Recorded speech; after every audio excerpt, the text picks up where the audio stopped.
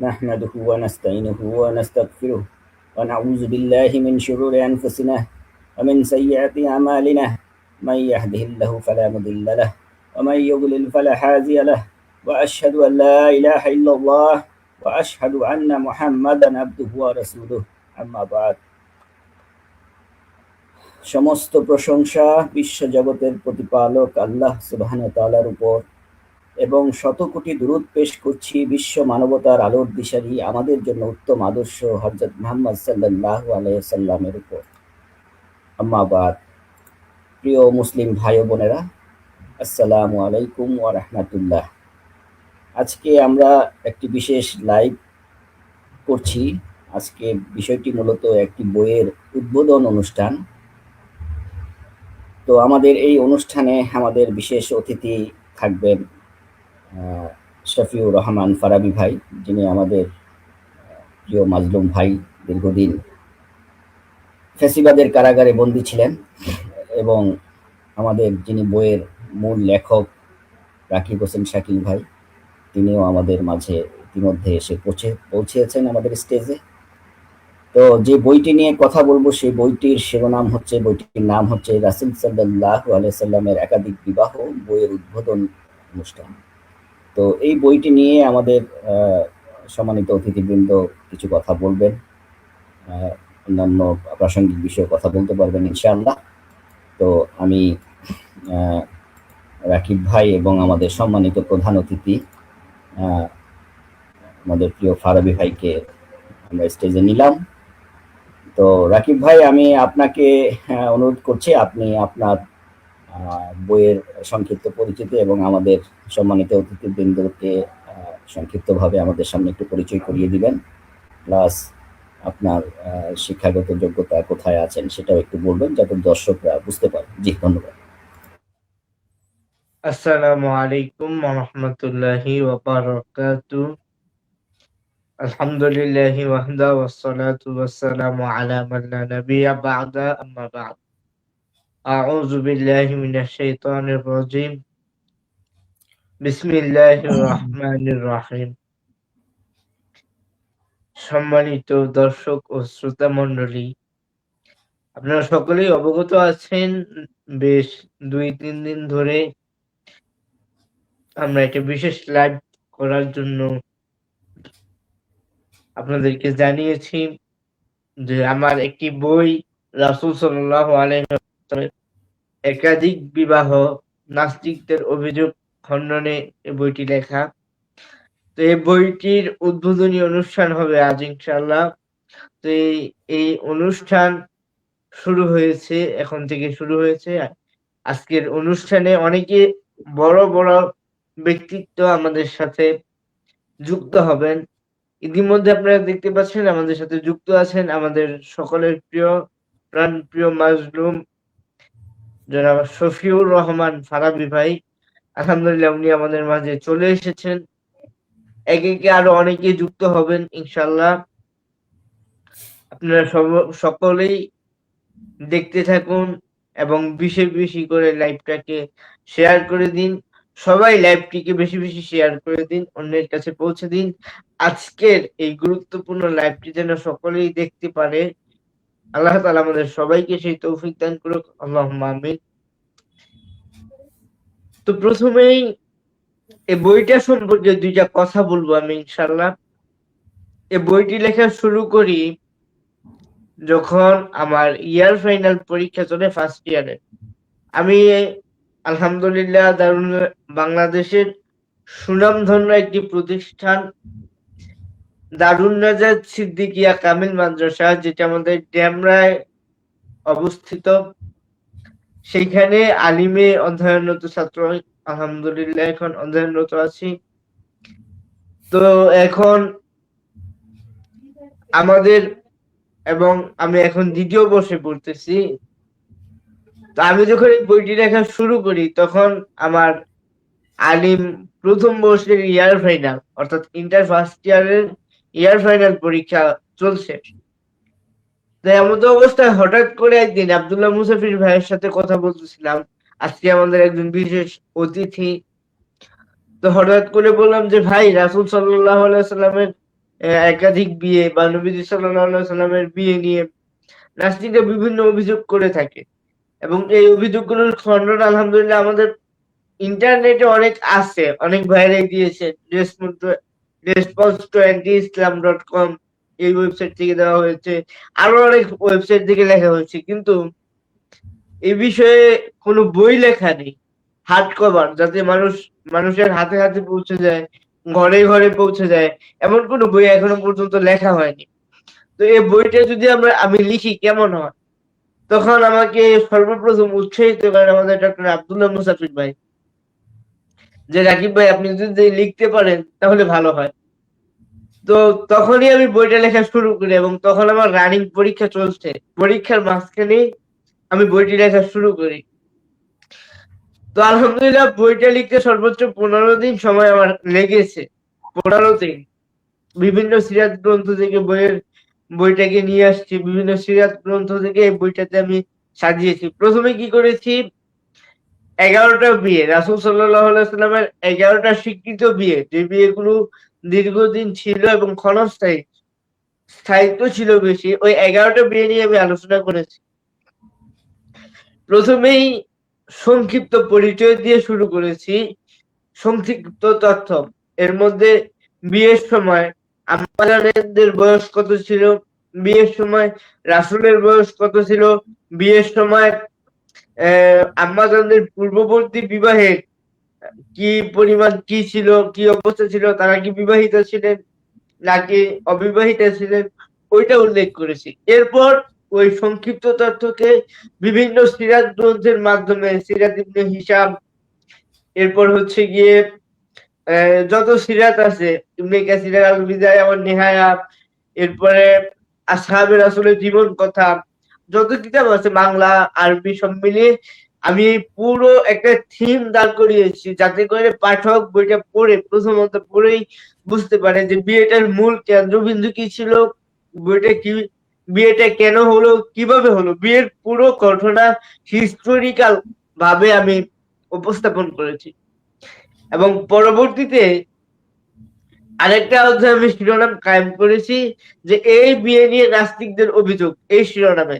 ওই শিরোনামে নাস্তিকদের কি কি অভিযোগ বিয়ে নিয়ে, বিশেষ করে সিঙ্গেল এক একটা বিয়ে। যেমন প্রথম অধ্যায়টা আমি সাজিয়েছি আম্মাজান খাদিজাতুল কুবরা রাদিয়াল্লাহু তাআলা আনহার বিয়ে, কারণ রাসূল সাল্লাল্লাহু আলাইহি ওয়াসাল্লাম আম্মাজান খাদিজা রাদিয়াল্লাহু তাআলা আনহাকে সর্বপ্রথম বিয়ে করেন। তো প্রথমে আমি সংক্ষিপ্ত তথ্য এনেছি, বিয়ের সময় খাদিজা রাদিয়াল্লাহু তাআলা আনহার বয়স কত ছিল, তেনার পূর্ববর্তী অবস্থা কেমন ছিল, একেবারে সংক্ষেপে এক পেজের মধ্যে এটা। 2 নাম্বার, রসুলের বয়স কত ছিল, তিনি কখন ইন্তেকাল করেন, এটা সংক্ষিপ্তভাবে উল্লেখ করেছি।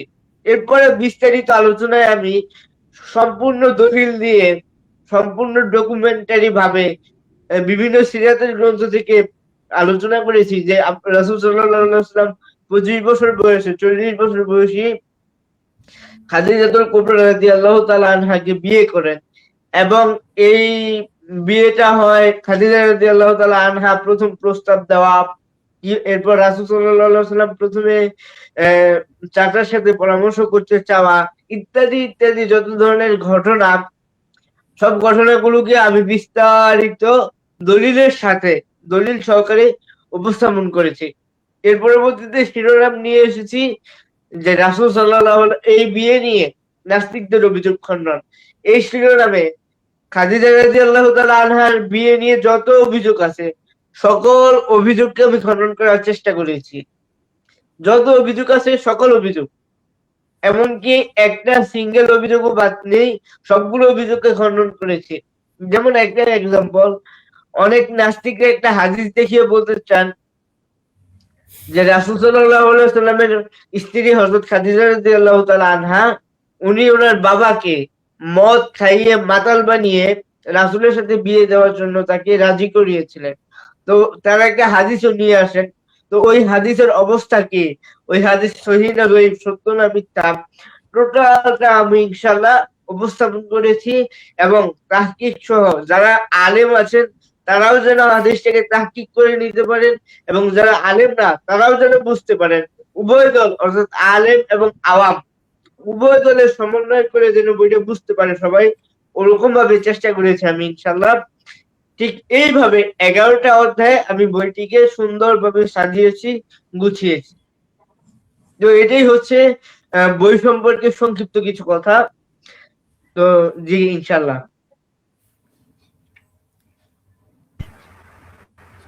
জি, তো এখন আমি অনুরোধ করব আমাদের সম্মানিত সফিউর রহমান ফারাবী ভাইকে এই বিষয়ে কিছু বলার জন্য। জি। আসসালামু আলাইকুম। ওয়ালাইকুম আসলে আসসালাম। আমি বইটা পিডিএফ দেখছি আর কি। পিডিএফ দেখেছি। তো আমি তো দীর্ঘদিন কারাগারে ছিলাম, সবার থেকে পিছনে ছিলাম। এই জেনারেশন ওইভাবে আমি কাউকে ওইভাবে চিনতাম না, এই জেনারেশনের। তো পরবর্তীতে আমাকে অনেকে অনেক নাম বলছে, অনেকে না আইডি নাম বলছে যে তারা লেখালেখি করে নাসিদের বিরুদ্ধে। তো আমি ওইভাবে আস্তে আস্তে সবার সাথে পরিচয় হচ্ছে। তো এখানে রাকিব হুসাইন শাকিল এর সাথে আমার কথাবার্তা হয়েছিল ওই হোয়াটসঅ্যাপে। তো সে আমাকে ফোন করছিল, তখন সে আমাকে তার বইটা পিডিএফ দেয় আর কি। তো আমি তো আসলে অনেক আগে থেকে লেখালেখি করছি, নিজে লেখালেখি করছি, অনেক লেখা পড়ছি। আমি ছোটবেলা থেকে তো আমি ধার্মিক পরিবারে জন্ম নিয়েছিলাম, অনেক লেখা পড়ছি। তো আমার কাছে আসলে বইটা খুবই ভালো লাগছে পিডিএফটা দেখে। খুব তথ্য সমৃদ্ধ, মানে খুবই চমৎকার লাগছে। এবং গতানুগতিক যতগুলি আল্লাহ রসুলের বহুবিবাহ নিয়ে, উমুল মোমিনদের নিয়ে কিন্তু বই আছে, উমুল মোমিনদের জীবনে নিয়ে বই আছে, কিন্তু ঠিক কিন্তু শুধুমাত্র আল্লাহ রসুলের বহু একাধিক বিবাহ ওটা নিয়ে মনে হয় ওরকম কোনো বই নেই বাংলা ভাষায়, হার্ড হার্ড কপি আর কি। এটা আমার খুব ভালো লাগছিল। তখন আমি যে খান প্রকাশনের যে মামুন ইসাক খান, আমার যে দুটো বই বই বের করেছিলেন, মামুন ইসাক খান ভাই, ওনার সাথে আমি যোগাযোগ করি। আমি বলি যে আপনি পারলে দেখেন এই পিডিএফটাকে বই আকারে বের করা যায় কিনা। তখন শাকিল আমাকে বলো না, তার বই বের হয়ে যাবে অতি শীঘ্র, আর কোনো প্রকাশক দরকার নেই। আমি চাইছিলাম আসলে আমার পরিচিত যে প্রকাশক মারান ইসাক খান, ওনাকে দিয়ে বইটা বের করবো। আগে থেকে আরেকজনের সাথে শাকিলের কথা ছিল, মানে বই বের হওয়া হয়ে গেছে প্রায়। যে বইটা আমার কাছে খুবই ভালো লাগছে। আর এখানে আসলে ডিবেটের যে মূল জিনিসটা, এখানে আপনি যে বয়সটা যে উল্লেখ করেন, মানে যেমন ধরেন জয়নাব রাসুল আনহা, ওনার যখন আল্লাহ রসুলের সাথে বিয়ে হয়, ওনার বয়স মানে 35 ইয়ার্স ছিল, 35 বছর। উনি ইস্তিআজা রোগে আক্রান্ত ছিলেন। মহিলার যে একটা রোগ হয়, রজস্রাব, ঋতুস্রাব, অতিরিক্ত রক্তক্ষরণ, এই জন্য ওনার বিয়ে কিন্তু অনেক দেরিতে হয়েছে। তা আমরা যখন লেখালেখি করছি, জায়েদ বিন সাবেদ আল্লাহ রসুলের পালক পুত্র, অনেক বাজে লেখালেখি আক্রমণ করা হয়েছে। না, আমি যখন বয়সটা উল্লেখ করলাম যে না, আপনারা যাকে নিয়ে তো হুজু করতেছেন জয়নব রাজুল আনহা, ওনার বয়স 25 বছর, ওনার যে ফার্স্ট বিয়ে হয় জায়েদের সাথে। এবার আল্লাহ রসুলের সাথে যখন বিয়ে হয় জয়নব রাজুল আনহার, ওনার বয়স 37 বছর, 37 ইয়ার্স। আপনাদের মাথা ঠিক আছে যে 37 ইয়ার্স একজন মহিলাকে নিয়ে এইসব কথা বলতেছে? বয়সটা যখন বলা হয় তখন দেখছি তার চুপ হয়ে যায়। তো তাদের কাছে এই নামগুলি জয়নব বলেন, উম্মে হানি বলেন, উনি উমুল মুমিনিন না, বা সাফিয়া বিনতে হোয়াই, জোহাইরিয়া, মানে এগুলো একটা তন্নি তরুণী নাস্তিকরা দেখা যায়, তন্নি তরুণী আল্লাহ রাসূল জীবনে আসছে। কিন্তু দেখেন তন্নি তরুণী বলতে আসলে কেউ কিন্তু উনার জীবনে আসে না। আমাদের নবীর জীবনে যারা আসছেন সবাই মধ্যবয়সী, এর চেয়ে বেশি ছিল উম্মে সালামা, ওনার বয়স 50 বছর ছিল ওই সময়। খাদিজা আনার মৃত্যুর পর আল্লাহ রাসূল যে বিয়ে করেন, দ্বিতীয় বিয়ে, সাউদানা উম্মে সালামা, যাই হোক, বয়স বেশি ছিল সবারই। অনেকের মানে অনেকের বয়স 50 ছিল, 30 অ্যাভেলেবেল, প্রায় প্রত্যেকের একাধিক বিয়ে হয়েছে। তো বয়সটা যখন আমি উল্লেখ করবে যে এই বয়সে ওনার সাথে আল্লাহ রাসূলের বিয়ে হয়েছে, তখন কিন্তু অনেকে থেমে যায়।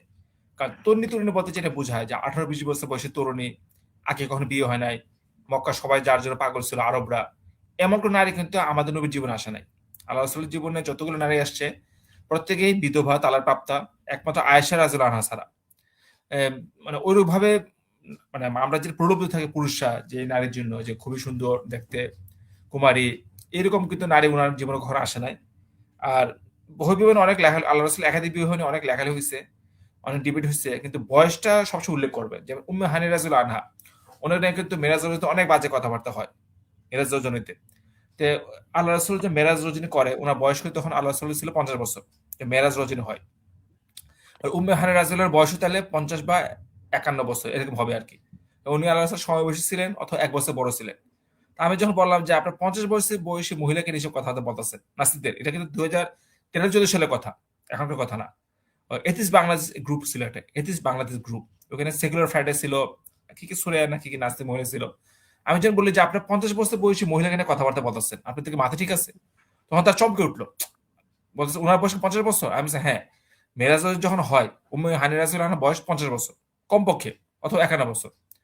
তারপর উনি আপন চাচাতো বোন আল্লাহ রাসূলের, একজন আপন চাচাতো বোন, বয়স 50 বছর। আপনারা তো তাকে নিয়ে এসে কথা বলতে পারেন না। বয়সে তো একটা মানুষ বোঝা যায় যে একটা মানুষের বয়সের সাথে সব কিছুর সম্পর্ক।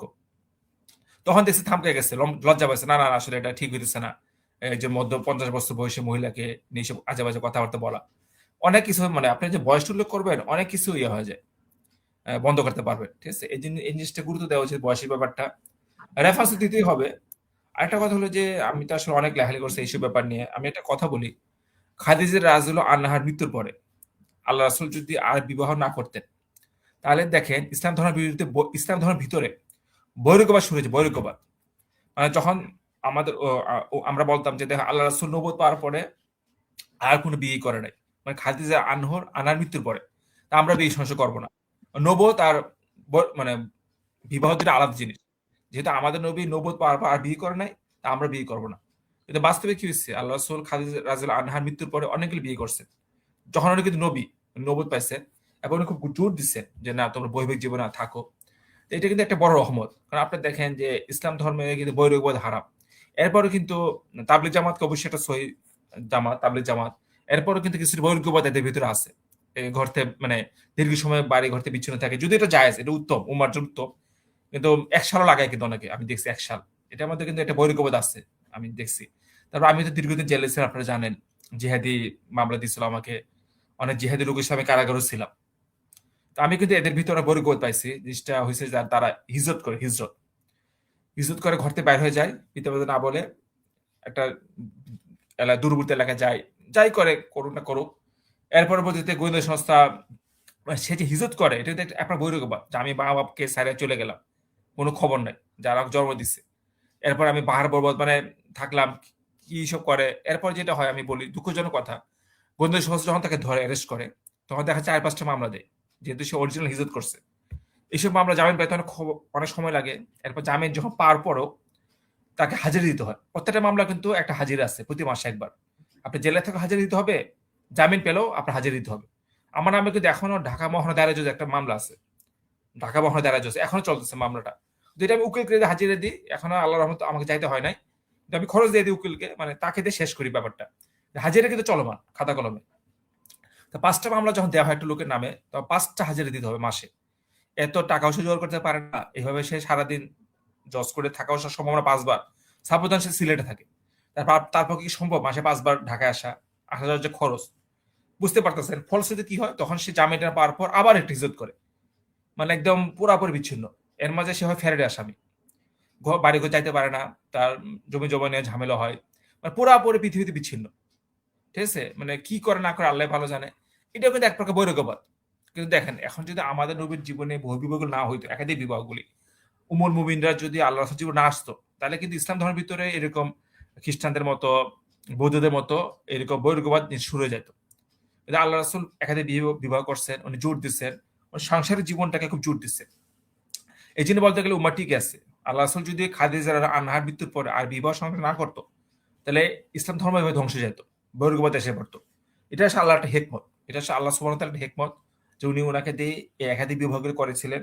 এর মাঝে অনেকগুলো কারণ আছে, বিভিন্ন গোত্রের সাথে সম্পর্ক ভালো করা হয়েছে, ওই সময় এই জিনিসগুলো দরকার ছিল। কিন্তু আসলে এই জিনিসগুলো ঠিক আছে, এটাও একটা যুক্তি যে বিভিন্ন গোত্রের সাথে সম্পর্ক ভালো করা হয়েছে, সবই ঠিক আছে। কিন্তু আসলে মূল হেকমত যেটা আমি বলবো, ইসলাম ধর্মের ভিতরে যে বৈরাগ্যবাদ না আসে কোনোভাবে, জেহাদের মাধ্যমে যেন না আসে, তাবলীগ জামাত, এটা হক জামাত বা অন্য কোনো ভাবে বা দাওয়ার মাধ্যমে বৈরাগ্যবাদ যেন না আসে, এই জন্য কিন্তু বলতে গেলে এই জিনিসটি গুরুত্ব দেওয়া হয়েছে। ঠিক আছে, আল্লাহ রাসূলের একাধিক বিবাহ উনি গুরুত্ব দিচ্ছেন। এটা নিয়ে সমালোচনা হবে, অনেক কিছু হবে, কিয়ামত পর্যন্ত এগুলো নিয়ে সমালোচনা হবে। এটা আল্লাহ একটা হেকমত, যে এইসব সমালোচনার মাধ্যমে অনেক লোক ইসলাম থেকে বিচ্ছিন্ন হবে। যে ধরেন জন্মসূত্রে মুসলিম, এই সারাদিন তাকে অনেক বোঝানো হবে, সব জিস্ট দেওয়া হবে, এরপর দেখবেন সেগুলো মানবে না, সে গুমরাহ হবে। নাস্তিকরা তো গুমরাহ আছে, তারপরেও কিন্তু তারা দেখেন যে এই জিনিসটা নিয়ে খুব মানে কসলাকসলি করে, খুব বাজে একটা অবস্থা। এবং এটা কিন্তু গুমরাহের একটা বিশাল মানে, এটা দ্বারা কিন্তু অনেক লোক গুমরাহ হচ্ছে, এখনো হচ্ছে। এটার আল্লাহ পাকের হ্যাকমত, যে উনি আমার ইস্যু রাখছে যে এটা দ্বারা মানুষ গুমরাহ হবে, মানে সবাই তো ইমান আনবে না, যতই বোঝানো হোক কিন্তু কিছু লোক ইমান আনবে না। তো আসলে এখানে একটা হলো কি, যে বৈবাহিক জীবনে গেলে তখন জিনিসটা বুঝা সহজ হয়। যারা আমি দেখছি যখন যেসব নাস্তিকরা অবিবাহিত ছিল, তখন তাদের খুব একটা আগ্রহ ছিল আল্লাহ রাসূলের বহু বিবাহ, একাধিক বিবাহ নিয়ে অনেক সমালোচনা করতো। তো আমি যখন দেখছি তারা বৈবাহিক জীবনে গেছে, তখন কিন্তু ওই সমালোচনা আমি আর দেখি নাই তাদের মাঝে। তারা আস্তে আস্তে এই জিনিসটা এড়াই গেছে। হ্যাঁ, তারা আল্লাহকে বিশ্বাস করে, এটা সত্য কথা, বা আল্লাহ রাসূল নবুয়তকে মানে নাই, কিন্তু আল্লাহ রাসূলের বৈবাহিক জীবনকে নিয়ে আর আমি দেখছি ওইভাবে প্রশ্ন করে নাই। যখন সে নিজে বৈবাহিক জীবনে গেছে, সে বুঝতে পারছে ব্যাপারগুলো আসলে সহজ না। মানে একটা মেয়ের দায়িত্ব নিতেই আমরা পারি না, আর এখানে একাধিক বিবাহ করা, তাকে প্রত্যেকে সমান হক দেয়া, এটা আসলে অনেক জটিল ব্যাপার। এটা সম্ভাবনা এত সহজে সবার পক্ষে। এইভাবে মানে যখন লোক একটা মানে বৈবাহিক জীবনে যায়, তখন প্রশ্ন করলে উত্তর সে অটোমেটিক পেয়ে যায়। ঠিক আছে? এক।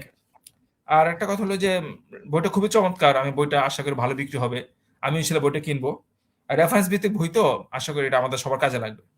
আচ্ছা, আমি এতটুকু বললাম। জি, অসংখ্য ধন্যবাদ ফারাবি ভাই। আপনি আপনার জীবনের যে অভিজ্ঞতা এবং আপনার যে ত্যাগ, এবং আপনি আপনার আমাদের দেশের একজন সম্পদ আমি বিশ্বাস করি। কারণ আপনার জীবন বা যৌবনের একটা বিশেষ অংশ আপনি অন্ধকারে কাটিয়েছেন, মাজলুম হিসেবে কাটিয়েছেন, এবং মাজলুমের দোয়া আল্লাহর কাছে কবুল হয়। আমরা আপনার কাছ থেকে শিখব, যেহেতু আপনি সেই ধরনের মুজাহিদ যারা এলমের জন্য, লেখার জন্য, ফ্যাসিবাদের বিরুদ্ধে কথা বলার জন্য, সত্য বলার জন্য, হক প্রতিষ্ঠার জন্য, কালেমার বিজয়ের জন্য আপনাদের মতো ফারাবি ভাইয়েরা এই পৃথিবীতে এখনো আছে। এবং আল্লাহ রাসূল সাল্লাল্লাহু আলাইহি সাল্লাম বলেছেন যে আমার উম্মতের মধ্যে একটি দল কিয়ামত পর্যন্ত হকের উপর প্রতিষ্ঠিত থাকবে। কিয়ামত পর্যন্ত আমার উম্মতের একটি দল সেই মানে অত্যাচারের যতই ভয় দেখুক না কেন, রক্তচক্ষু যতই দেখুক না কেন, তারা পরোয়া করবে না, তারা হকের পথে থাকবে একনিষ্ঠভাবে। আপনি সেই দলের একজন হিসাবে আমরা বিশ্বাস করি।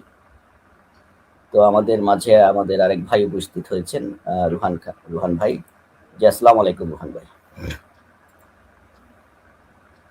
ওয়ালাইকুম আসসালাম ওয়া রাহমাতুল্লাহি ওয়া বারাকাতুহু। কেমন আছেন ভাই? আলহামদুলিল্লাহ। জি ভাই, আমাদের রাকিব হোসেন শাকিল ভাই একটি বই লিখেছেন আমাদের উম্মুল মুমিনিনদেরকে নিয়ে। তো এই বইটি আপনার পড়েছেন কিনা জানি না, তো আপনি যদি কিছু বলতে চান ইনশাল্লাহ। জি জি আলহামদুলিল্লাহ।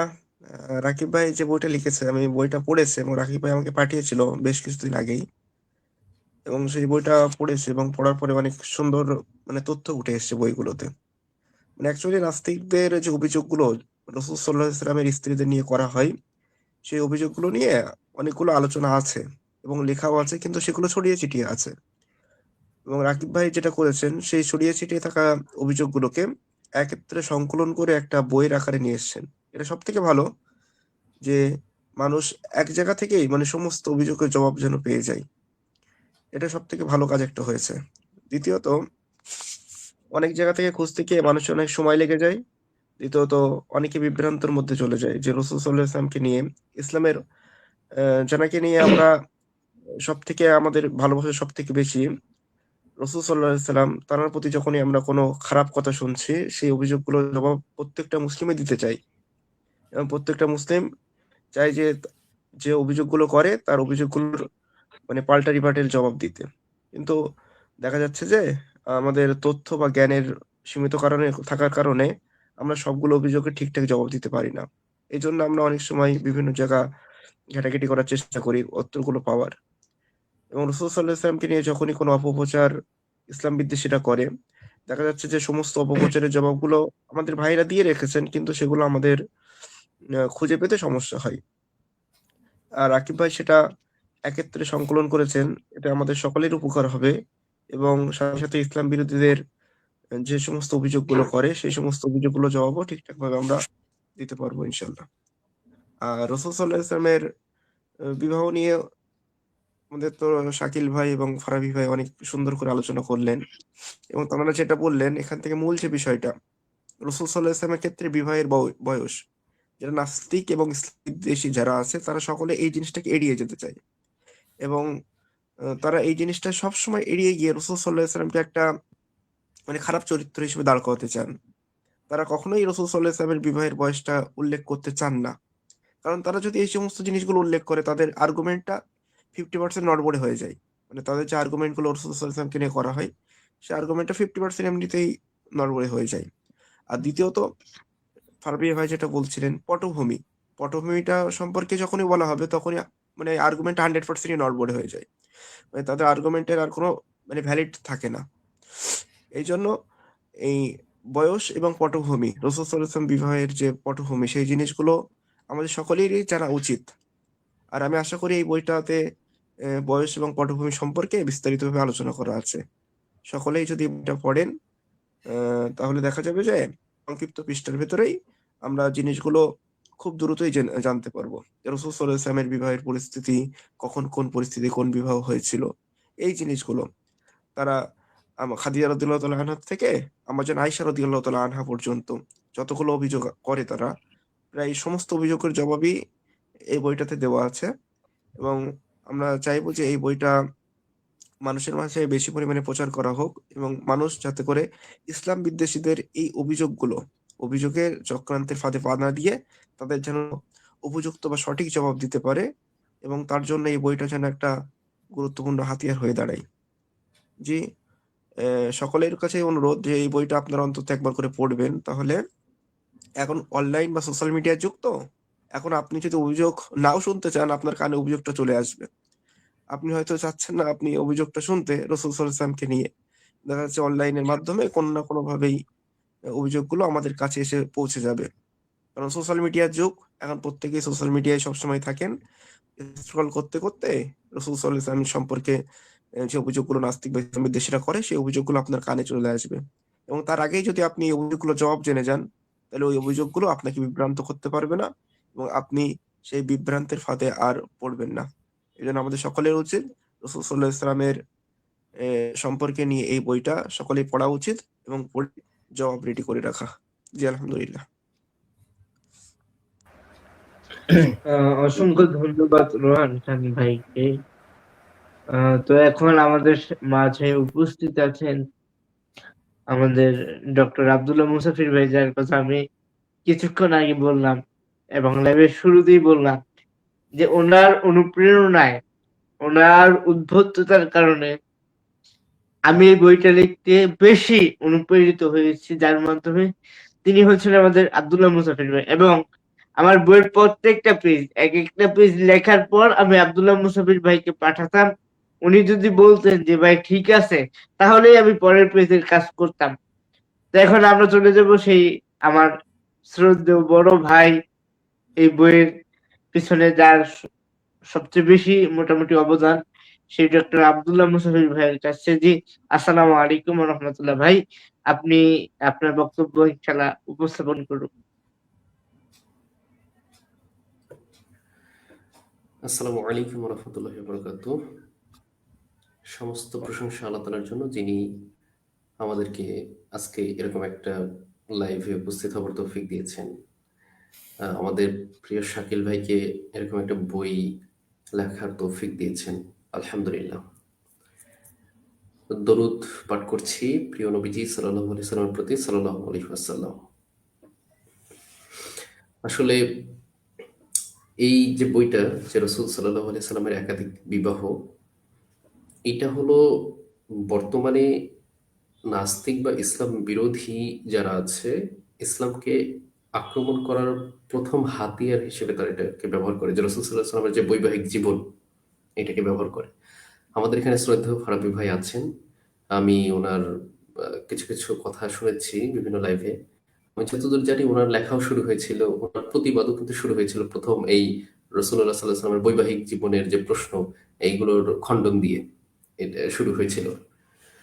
তো এটা একটা মানে ইসলামকে প্রশ্নবিদ্ধ করার জন্য খুব বেশি ব্যবহার করে ইসলাম বিরোধীরা। এবং এই জিনিসটা মানুষ না জানার কারণে যত যত মানুষ আসলে ইসলাম নিয়ে ভুল বুঝে, সেটা মুসলিম হোক অথবা অমুসলিম হোক, আমাদের মুসলিমদের মধ্যে না জানার কারণে কিন্তু এই ভুল বোঝাবুঝিটা তৈরি হয়, ইসলাম সম্পর্কে সন্দেহ তৈরি হয়।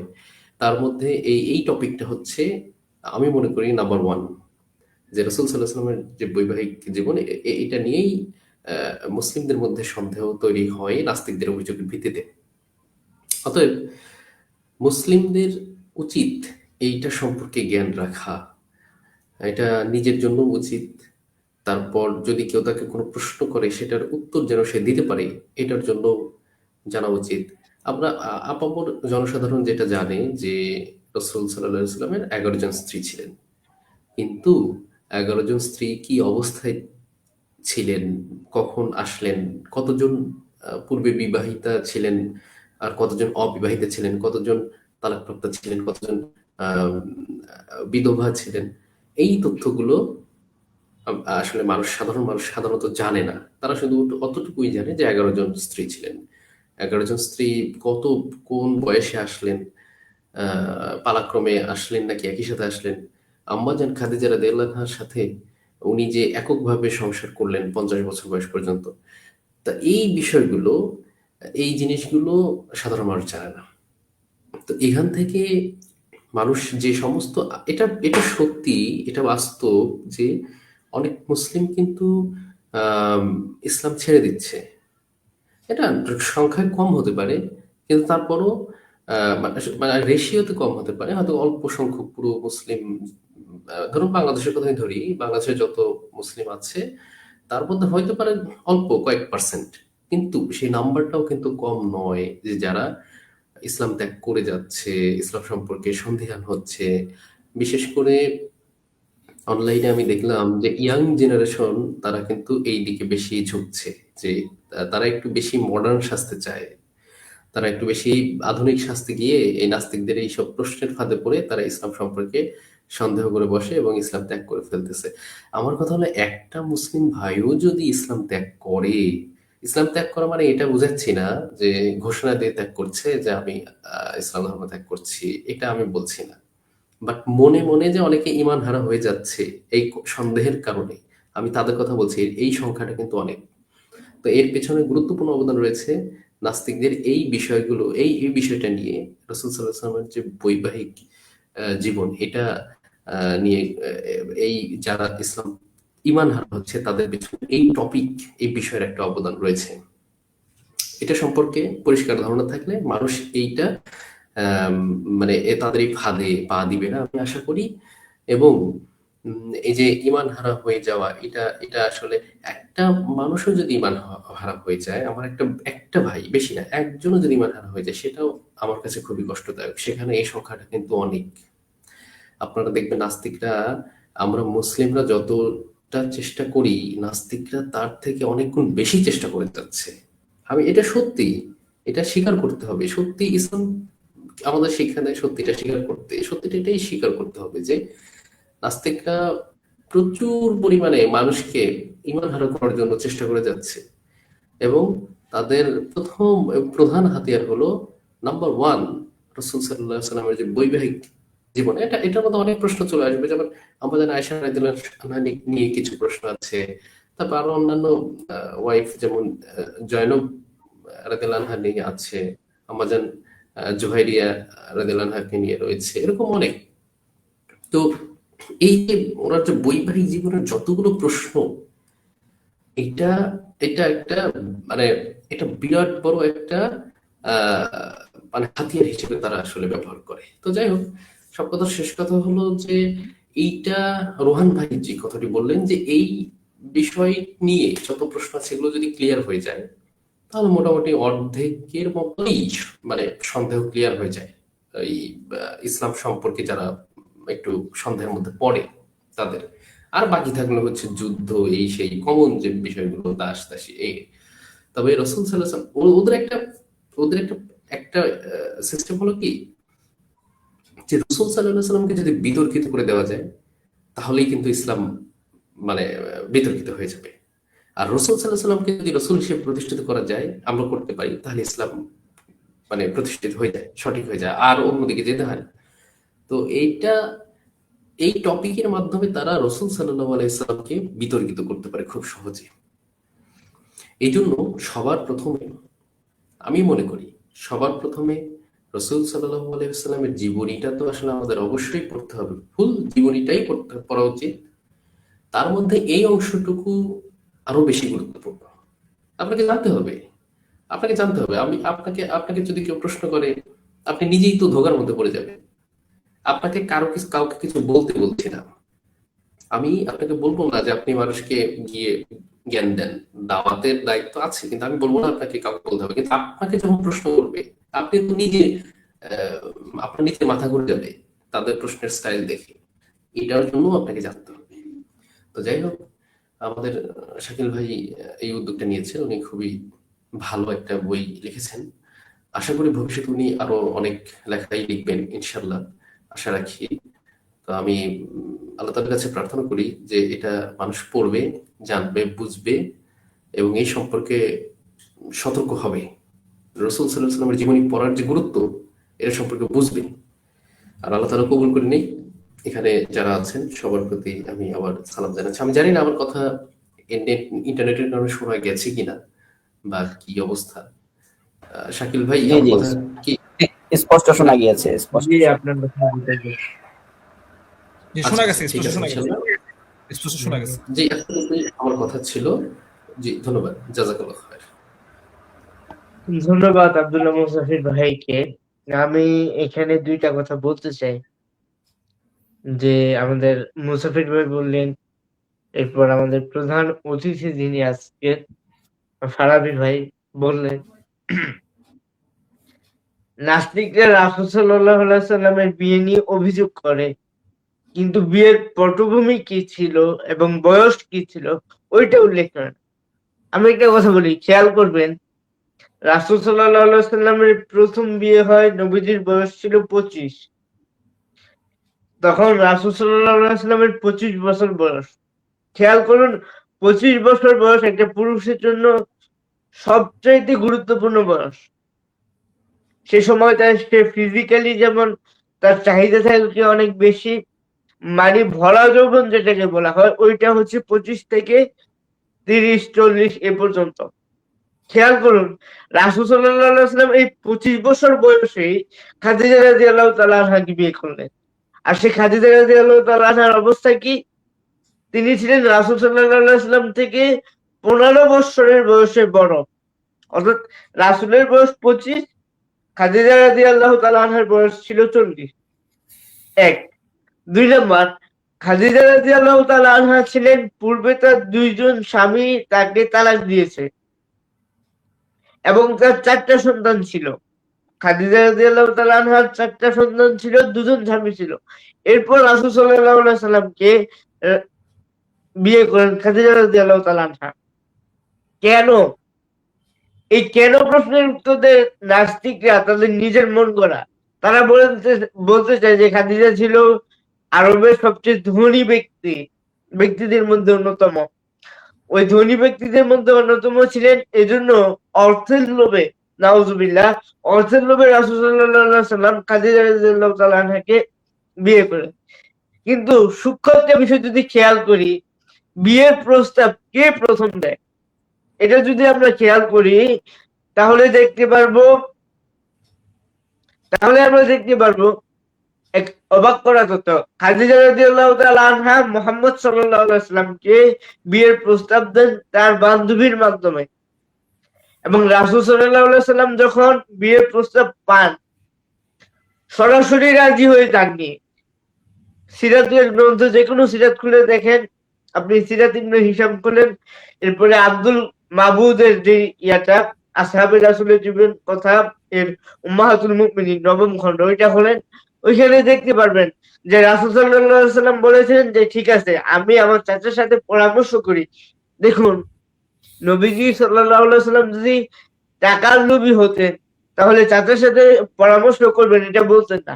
তিনি বলে ফেলতেন হ্যাঁ আমি আপনাকে বিয়ে করব। কিন্তু কি বললেন? চাচার সাথে পরামর্শ করি, চাচা যদি বলে তাহলে বিয়ে করব, আর যদি না বলে তাহলে বিয়ে করব না। আর এই বিয়েটা টিকেছে কত বছর? 15-25 বছর। অর্থাৎ নবীজি সাল্লাল্লাহু আলাইহি ওয়াসাল্লামের যখন 50 বছর বয়স তখন তিনি আম্মাজান খাদিজা রাদিয়াল্লাহু তাআলা আনহা ইন্তেকাল করেন। তো এই যে 25 বছর বয়স, নাস্তিকরাও বলে যে এই সময়টা উনি দ্বিতীয় বিয়ে করেননি।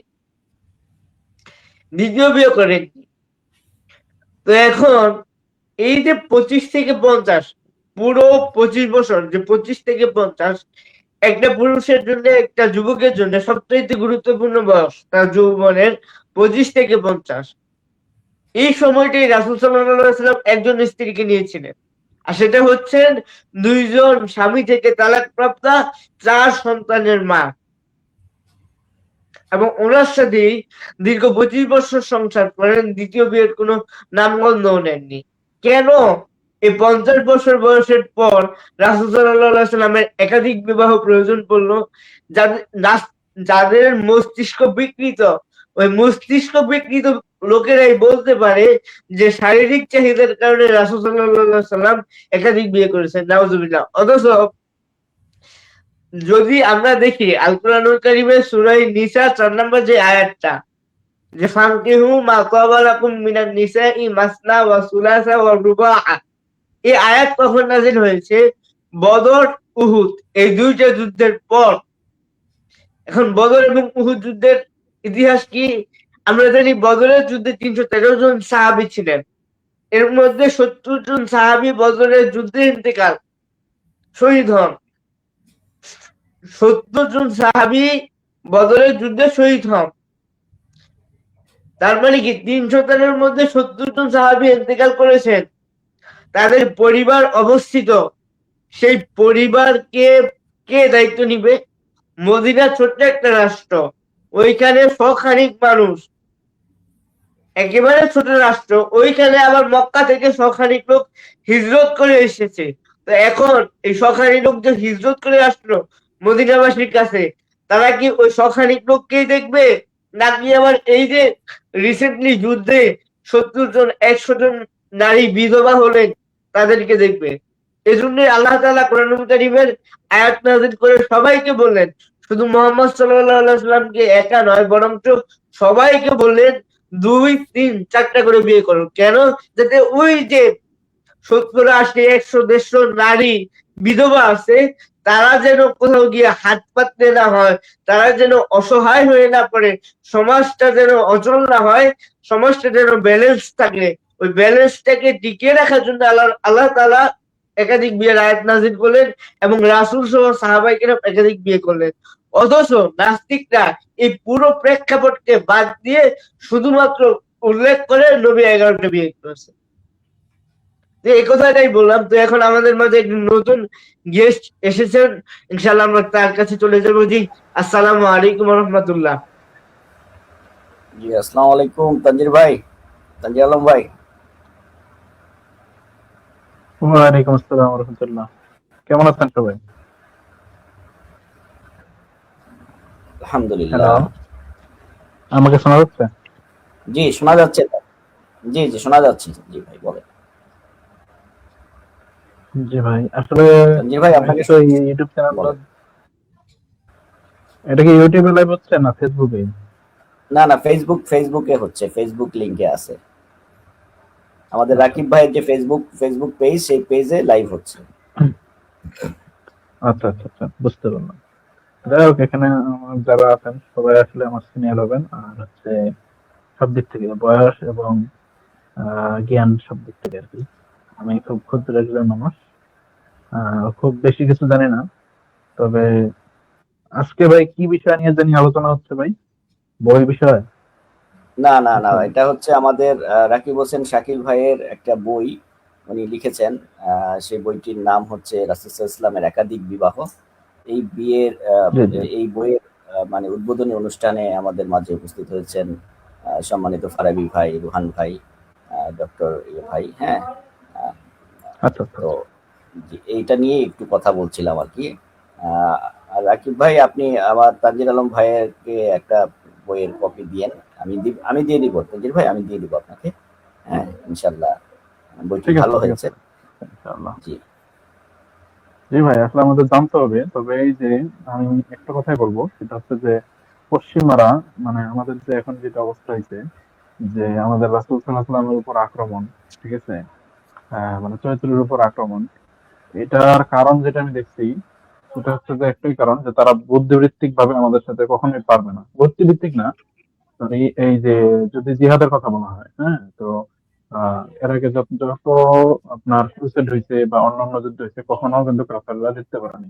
তো তাদের এইখান থেকে একটু শিক্ষা নিয়ে, সেন্ট লুইস নামে একজন ইয়া ছিল, পোপ ছিল, সে তখন শেষে বলছে যে আসলে মুসলমানকে এইভাবে হারানো যাবে না। তো হারাইতে গেলে কি করতে হবে? 4টা কাজ করতে হবে। 4টা কাজের মধ্যে একটা হচ্ছে যে তাদের যে আদর্শ, মানে ইসলাম, এই ইসলামকে আক্রমণ করতে হবে। ঠিক আছে? এবং সেটার প্রজেক্ট হিসেবে আমরা আজকে ওরিয়েন্টালিজম আরো কিছু জিনিস পাইছি, এবং এটার বাই প্রোডাক্ট হিসেবে হাদিস অস্বীকারীর কিছু বুদ্ধিজীবী আসছে। হুম। আর এই ক্ষেত্রে নাস্তিকরা কিন্তু তারপর এই যে উপনিবেশ আসার সময় কিন্তু তারা কিন্তু আমাদের ইসলামের উপর আক্রমণ করে যাচ্ছে, ঠিক আছে, ধর্মের উপর। তো এটার একটা অংশ হিসেবে কিন্তু তারা তারা কিন্তু আমাদের মানে আদর্শকে আক্রমণ করতেছে বুদ্ধিবৃত্তিক ভাবে। তো আমরা যদি পিছাই থাকি, মানে আমরা যদি নিজের দিনকে না জানি, মানে অ্যাটলিস্ট যদি সিরাত না জানি, তাহলে কিন্তু আমরা পিছায় যাব এবং আমাদের শক্তি কমে যাবে কিন্তু। হ্যাঁ, কারণ আমাদের হ্যালো আদর্শ, আমাদের আদর্শ যেটা সেটা হচ্ছে ইসলাম। ইসলামের দ্বারাই আমরা সম্মানিত হয়েছি। এবং ওমর রাদিয়াল্লাহু আনহু একটা কথা বলছিল যে ইসলাম, আমরা কিছুই ছিলাম না, ইসলাম আমাদেরকে সম্মানিত করতে। তো ইসলাম ব্যতীত অন্য কোনো জায়গায় যদি আমরা সম্মান খুঁজি, তাহলে আল্লাহ আমাদেরকে কি করবেন? লাঞ্ছিত করবেন। তো এই হিসেবে আমি করি যে আমাদের ইসলামের মধ্যেই সমস্ত আত্মপরিচয় করতে হবে এবং ইসলামের মাধ্যমে আমাদের শক্তিশালী হতে হবে। হ্যাঁ, তো সেই ক্ষেত্রে সিরাত পড়ার কোনো বিকল্প নাই। এবং আমাদের নিজের যারা পূর্বপুরুষরা আছে তাদের ইতিহাস সম্পর্কে আমাদের জানতেই হবে, নাহলে আমরা দুর্বল হয়ে যাবো। ঠিক আছে? আমাদের পরবর্তী প্রজন্মকে এটা জানাইতে হবে যে ইতিহাস অবশ্যই জানতে হবে এবং আমাদের দিন জানতে হবে। এক কথায় এই দিনের দ্বারা আমরা শক্তিশালী হবো। আর যদি দিন না জানি, অন্য যত তন্ত্র মন্ত্র নেই, তখন আমরা শক্তিশালী হব না, তখন মার খেয়ে যাবো। তো এটাই আমার কথা, যে তারা এই আক্রমণ হিসেবে আমাদের রাসূল সাল্লাল্লাহু আলাইহি ওয়াসাল্লামের চরিত্রের উপর আক্রমণ করে এবং এই যে বিয়ের বিষয় বা এই যে বাল্য বিবাহ বিভিন্ন ধরনের কথা, যেটা আসলে প্রোপাগান্ডা হবে, তারা কোনোভাবেই প্রমাণ করতে সক্ষম না। জি ভাই, জি, তোমার একটা ধন্যবাদ কিছু তানজির আলম বলার ভাই। আছে? আমাদের মাঝে আমাদের স্টেজ ফুল হয়ে আছে, তো তানজির ভাই আপনি থাকেন আমাদের সাথে। আপনাকে কিছুক্ষণের জি জন্য ভাই, একটু সমস্যা নেই। বাইরে নিলাম। যদি ব্যাক স্পেস হ্যাঁ, করতে হয় ব্যাক স্পেস করতে সমস্যা নেই। জি। তো আমাদের মাঝে আরো অতিথি আসছেন, ইনশাআল্লাহ আমরা সবাইকে নেওয়ার চেষ্টা করব। জি, আমাদের মাঝে উপস্থিত হয়েছেন আরিফুল ইসলাম ভাই। আসসালামু আলাইকুম। ওয়ালাইকুম সালাম রহমতুল্লাহ বারকাত। জি ভাই, আপনারা ভালো আছেন জি, সবাই? আলহামদুলিল্লাহ। তো আমাদের আজকের অনুষ্ঠানের বিষয় হচ্ছে রাসূল সাল্লাল্লাহু আলাইহি ওয়াসাল্লামের একাধিক বিবাহ, এই বইয়ের উদ্বোধনী লাইভ। আমাদের মাঝে সম্মানিত অতিথিবৃন্দ আছেন, রুহান ভাই, ফারাবি ভাই, আরো অনেকেই আছেন। হ্যাঁ, তো আপনি যদি বইটা পড়েছেন কিনা জানি না। তো আপনার রাসূল সাল্লাল্লাহু আলাইহি ওয়াসাল্লামের যে একাধিক বিবাহের যে প্রেক্ষাপট, তারা প্রায় একটি প্রশ্ন করে, বিশেষ করে নাস্তিকরা, যে তোমার রাসূল কেন 11টা বিয়ে করেছে, এই করছে, সেই করেছে, দাসী রেখেছে, হ্যাঁ, ইত্যাদি নানা প্রশ্ন করে। তো অথচ আমরা জানি যে এই উম্মার সর্বোচ্চ 4 জন বেশি স্ত্রী রাখা জায়েজ নাই, যেটা সূরা নিসাতে আছে। তো এই হুকুমগুলো সম্পর্কে যদি আপনার কিছু বলার থাকে, ইনশাআল্লাহ বলতে পারেন। জি। জি, জাযাকাল্লাহ আহসানাল জাযা। জি মাহবুব ভাই, আমি অনেক আগেই বিশেষ করে আকিব ভাইয়ের সাথে আমার কথা হয়েছে। বই লেখাকালীনও আমার সাথে কথা হয়েছে। উনি আজকে আলোচনা হবে এটাও আগে জানিয়েছিলেন। আমাকে লিংক দিয়েছেন, আমি আসলে ব্যস্ততা দেখতে পারি নাই, ওই জন্য একটু লেট হয়ে গেছে, আমি আন্তরিকভাবে দুঃখিত। তো সেই জায়গা থেকে জি মাহবুব ভাই, আপনি সুন্দর বলেছেন এবং আমি কিছু আলোচনা শুনতেছিলাম। বিশেষ করে ফারাবি ভাই আলোচনা করতেছিলেন, চমৎকার আলোচনা করতেন। তো সেই জায়গা থেকে আমাদের আসলে মূল দুর্বলতাটা কোথায়?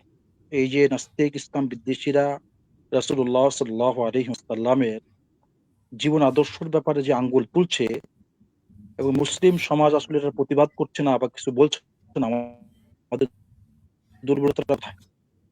আমাদের মূল দুর্বলতা হলো আমরা ইতিহাস জানি না। রাসূলুল্লাহ সাল্লাল্লাহু আলাইহি ওয়াসাল্লামের সিরাত সম্পর্কে আমাদের অভিজ্ঞতা, আমাদের পড়াশোনা কম। যার কারণে নাস্তিকরা যদি কোনো একটা কথা বলে, সেটাকে বিশ্বাস করে তার ঈমানকে সে নষ্ট করে দিচ্ছে। তো সেই জায়গা থেকে রাকিব ভাই চমৎকার একটা কাজ করেছেন। এখানে আমার বইটা পড়া হয়নি, আমি সূচিপত্র দেখেছি। এবং অতীতে আমরা যে আলোচনা করেছি, যে সমস্ত বিষয়বস্তুগুলো নাস্তিকদের সাথে, ওই সমস্ত বিষয়গুলা যতটুকু মনে হয়েছে বইয়ের ভিতরে বিস্তারিত চলে আসছে। তো সেই জায়গা থেকে আমরা বলবো যে রাসূলুল্লাহ সাল্লাল্লাহু আলাইহি ওয়াসাল্লাম যে এই যে 11টা বিয়ে করেছেন এবং কোরআনে কারিমে আল্লাহ তাআলা 4টে বিয়ের কথা বলেছেন, দেখেন আল্লাহ তাআলা রাসূলকে যে ইজ্জত আর সম্মান দিয়েছেন, এটা আসলে রাসূল ছাড়া অন্য কাউকে আল্লাহ তাআলা দিবেন না। আমরা যদি কোরআন পড়ি, আমরা রাসূলুল্লাহ সাল্লাল্লাহু আলাইহি ওয়াসাল্লামকে বিয়ে করার যাদেরকে আদেশ করেছে, কিন্তু মুমিনদেরকে নিষেধ করেছে, তাদেরকে তোমরা বিয়ে করো না। কিন্তু রাসূলকে আদেশ করেছে, তাদেরকে তোমরা বিয়ে করতে পারো। তো যাই হোক, সেই দৃষ্টিকোণ থেকে আল্লাহ তাআলা অনুমতি দিয়েছেন, রাসূল করেছেন। এবং সবথেকে মজার বিষয়টা হলো রাসূলুল্লাহ সাল্লাল্লাহু আলাইহি ওয়াসাল্লাম শুধু আয়েশা রাদিয়াল্লাহু তাআলা আনহা ছাড়া বাকি যতগুলা বিবাহ করেছেন সব বিধবাকে বিবাহ করেছেন। তো সেই জায়গা আরিফ ভাই, থেকে রাসূলুল্লাহ সাল্লাল্লাহু আলাইহি আরিফ ওয়াসাল্লাম ভাই তাদেরকে বিবাহ এই করে আয়াতটা একটু বুঝিয়ে দিবেন। আরিফ ভাই, এই আয়াতটা সূরা আহজাবের 38 নম্বর আয়াত, নবীর কোনো পাপ হবে না, আল্লাহ তার জন্য যা নির্ধারণ করেছেন তা করলে পূর্বে যেসব নারী অতিবাহিত হয়েছে জি, তাদের ব্যাপারে এটাই ছিল আল্লাহর নিয়ম, আর আল্লাহর বিধান সুনির্ধারিত অবশ্যম্ভাবী। এই আয়াত থেকে রাসূলের জন্য যে বিয়ের লিমিটেশনটা সেটা কি উঠিয়ে নেওয়া হয়েছে, এটা কি বলা যাবে? না, এখানে আয়াত তো স্পষ্ট যে মা কানা আলা নবী মিন আহাদিন মিন হারাজিন ফিমা ফারাদাল্লাহু লাহু সুন্নাহ। আল্লাহ তাআলা বলতেছেন ফারাদাল্লাহু লাহু। তো এখানে আল্লাহ তাআলা তো রাসূলকে সম্বোধন করে বলতেছেন যে মা কানা আলা নবী মিন হারাজিন ফিমা ফারাদাল্লাহু লাহু সুন্নাতুল্লাহি ফিল্লাযী খালা মিন ক্বাবল ওয়া কানা আমরুল্লাহি কদরান মাকতুরা। তো আসলে এই আয়াতে আল্লাহ তাআলা তো স্পষ্ট বলছেনই। তো আসলে না, হাদিস শরীফ বিশেষ করে নাস্তিক বা ইসলাম বিদ্বেষী এরা তো আসলে কোরআন পড়ে না, এভাবে জানে না, বোঝে না। ওদের মতন একটু কোট করতে ওখান থেকে নিচ্ছে। তো সেটাই আরকি। তো যাই হোক, আমি লম্বা কথা বলব না। অন্য ভাইয়েরা আছে এখানে স্টেজে বা ইয়েতেও মনে হয় ভাইয়েরা আছে। তো আমার সর্বশেষ বক্তব্য হলো এটাই যে যারা আমাদের কথা শুনছেন, যারা যাদের কান পর্যন্ত আমাদের কথা পুঁতছেন, আমি আপনাদেরকে বলবো যে এই বইটা আপনারা সংগ্রহ করে পড়বেন এবং রাসূলুল্লাহ সাল্লাল্লাহু আলাইহি ওয়াসাল্লামের বিবিদের ব্যাপারে, রাসূলুল্লাহ সাল্লাল্লাহু আলাইহি ওয়াসাল্লাম বিবাহের ব্যাপারে যত ধরনের এশকাল বা বিদ্রূপ বক্তব্য এই সমস্ত নাস্তিকরা দিচ্ছে, প্রত্যেকটা জবাব ইনশাআল্লাহ এই বইয়ের মধ্যে পেয়ে যাবেন। আপনারা সেটা পড়ার দ্বারা নাস্তিক এবং রাসূলুল্লাহ সাল্লাল্লাহু আলাইহি ওয়াসাল্লামের বিয়ের হাকিকত সম্পর্কে আপনারা জানবেন হয়েছে। এই সম্পূর্ণ বিস্তারিত এই বইয়ের ভিতরে পাওয়া যাবে ইনশাআল্লাহ। বাকি আমি ওইটাই বলবো যে আপনারা পড়াশোনা করেন, সিরাত পড়েন, যেটা এই ফারাবি ভাই বলছিলেন, বারবার বলছিলেন। তো কথাটা আমি বলবো যে কারণ মুসলমান বাচ্চাদের অবস্থাটা কি? মুসলমান বাচ্চারা আসলে কয়জন সাহাবীর ইতিহাস জানে? কিন্তু সারা পৃথিবীতে যত সুপারস্টার যারা আছে তাদেরকে খুব ভালো করে চিনে, তাদের নাম সহ জানে, কিন্তু কয়জন মুসলমানের বাচ্চা সাহাবা ইকরামের নাম জানে, সাহাবা ইকরামের ইতিহাস জানে? তো সেই জন্য আমরা বলবো যে এটা একটা দুর্বলতা। এই সুযোগকে তারা কাজে লাগিয়েই এই সমস্ত মুসলমানদেরকে গুমরাহ করতেন, বিভিন্ন ফাতনা ফাসাদে চালাচ্ছেন। জি, জাযাকাল্লাহু খাইর। ধন্যবাদ। আমরা চলে যাই ইনশাল্লাহ আবার আমাদের সম্মানিত প্রধান অতিথি ফারাবি ভাইয়ের কাছে। ফারাবি ভাই, আমি আপনার কাছে জানতে চাই, তার পূর্বে একটা কথা বলি, সেটা হচ্ছে আমি ইনশাল্লাহ নিয়ত করেছি এবং সংকল্প করেছি যে আরো কিছু বই লিখবো।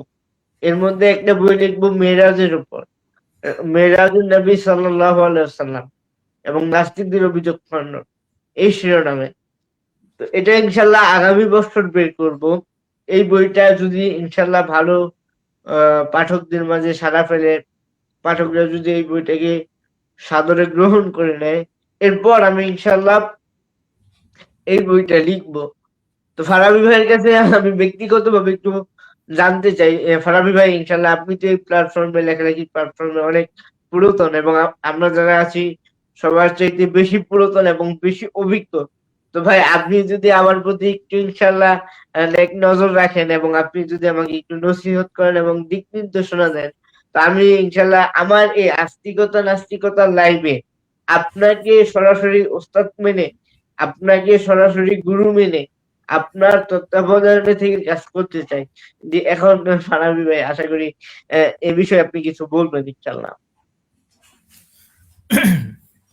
আসলে আমাদের সময় সদারার ব্লগটা খুব জনপ্রিয় ছিল। সদারার ব্লগ থেকে আমরা প্রচুর রিসোর্স পাইতাম। সদারার ব্লগ, তো ব্লগটা তো মানে 17 সালে মানে বন্ধ হয়ে যায়, লেখাগুলো অনলাইনে আছে, ওয়েব আর্কাইভ বা ওইরকম। সদারার ব্লগ থেকে রিসোর্স গুলো নেওয়া যায় আর কি। আর নাস্তিকরা মূলত কয়েকটা টপিক আক্রমণ করে। আপনারা যেটা বলেন যে আল্লাহ রাসূলের একাধিক বিবাহ, আর তারপর ওই যে মেরাজ রজনী, উম্মে হানি, যুদ্ধবন্দী নারী, যার দাসী। এতে মূল টপিকটা আসলে আল্লাহ রাসূলের বহু বিবাহটা নিয়ে, একাধিক বিবাহ নিয়ে করে। এটাকে যদি ডিফেন্ড করা যায় তাহলে অনেকটা কাজ শেষ হয়ে যায়, মানে 50% কাজ হয়ে যায়। এরপর যে টুকিটাকি যে জিনিসগুলো আছে, যে যুদ্ধবন্দী নারী, দাসদাসী, মেরাজনী, এগুলো আসলে খুব বেশি একটা বড় না, কিন্তু এগুলো গুরুত্বপূর্ণ। তা আমি মেরাজনী যেটা বললাম যে উমাইয়ানের যে বয়সটা ছিল 50 বছর, ওটাকে যদি বলা হয় তাহলে কিন্তু ডিবেটটা আসলে যে রোহান ভাই যেটা বললো যে 50% নড়বড় হয়ে যায়।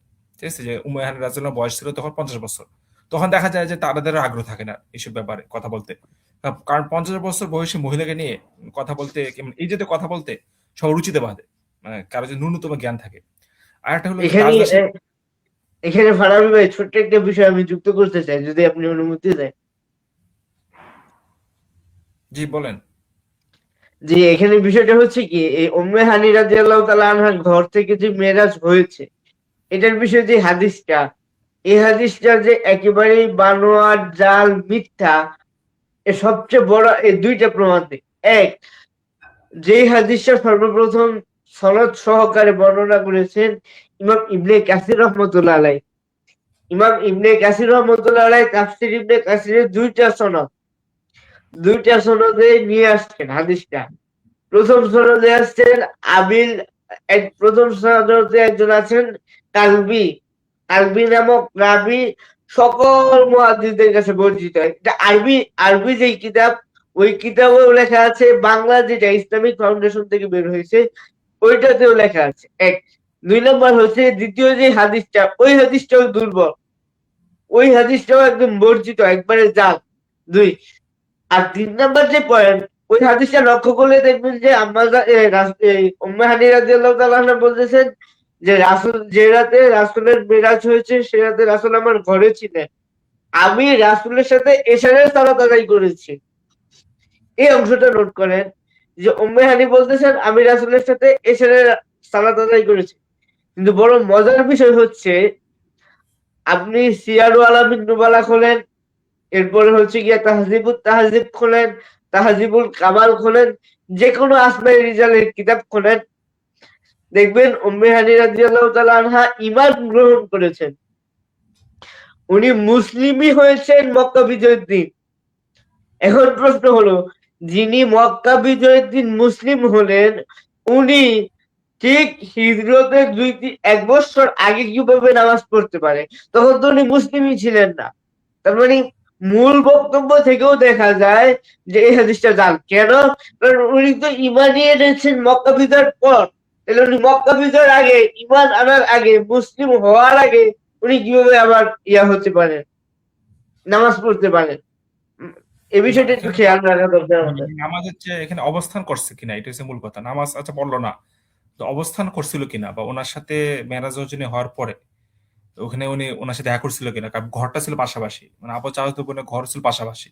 সেই হিসাবে উনি পরবর্তীতে উনি বলছে কিনা যে আমি মেরাজ করে আসছি, বা এরকম এই জিনিসটা মানে দেখতে হবে আর কি, কারণ ঘরগুলো ছিল পাশাপাশি।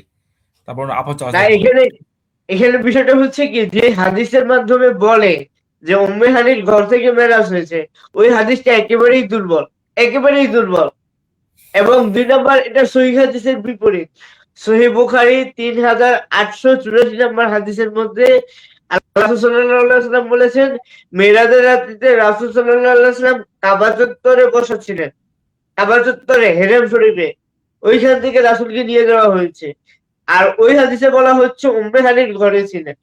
যদিও বদরুদ্দীন আইনি, মোল্লা আলী কারি, নাজরে বদরুদ্দীন আইনি, উনি হাদিস গুলোকে সমন্বয় করার চেষ্টা করেছেন। কিন্তু আমরা একটা কথা বলতে চাই, সেটা হচ্ছে গিয়ে বদরুদ্দীন আইনি উনি যে সমন্বয় করেছেন, সহিহ হাদিসের সাথে জয়ীফ হাদিসকে সমন্বয় করা যায় না।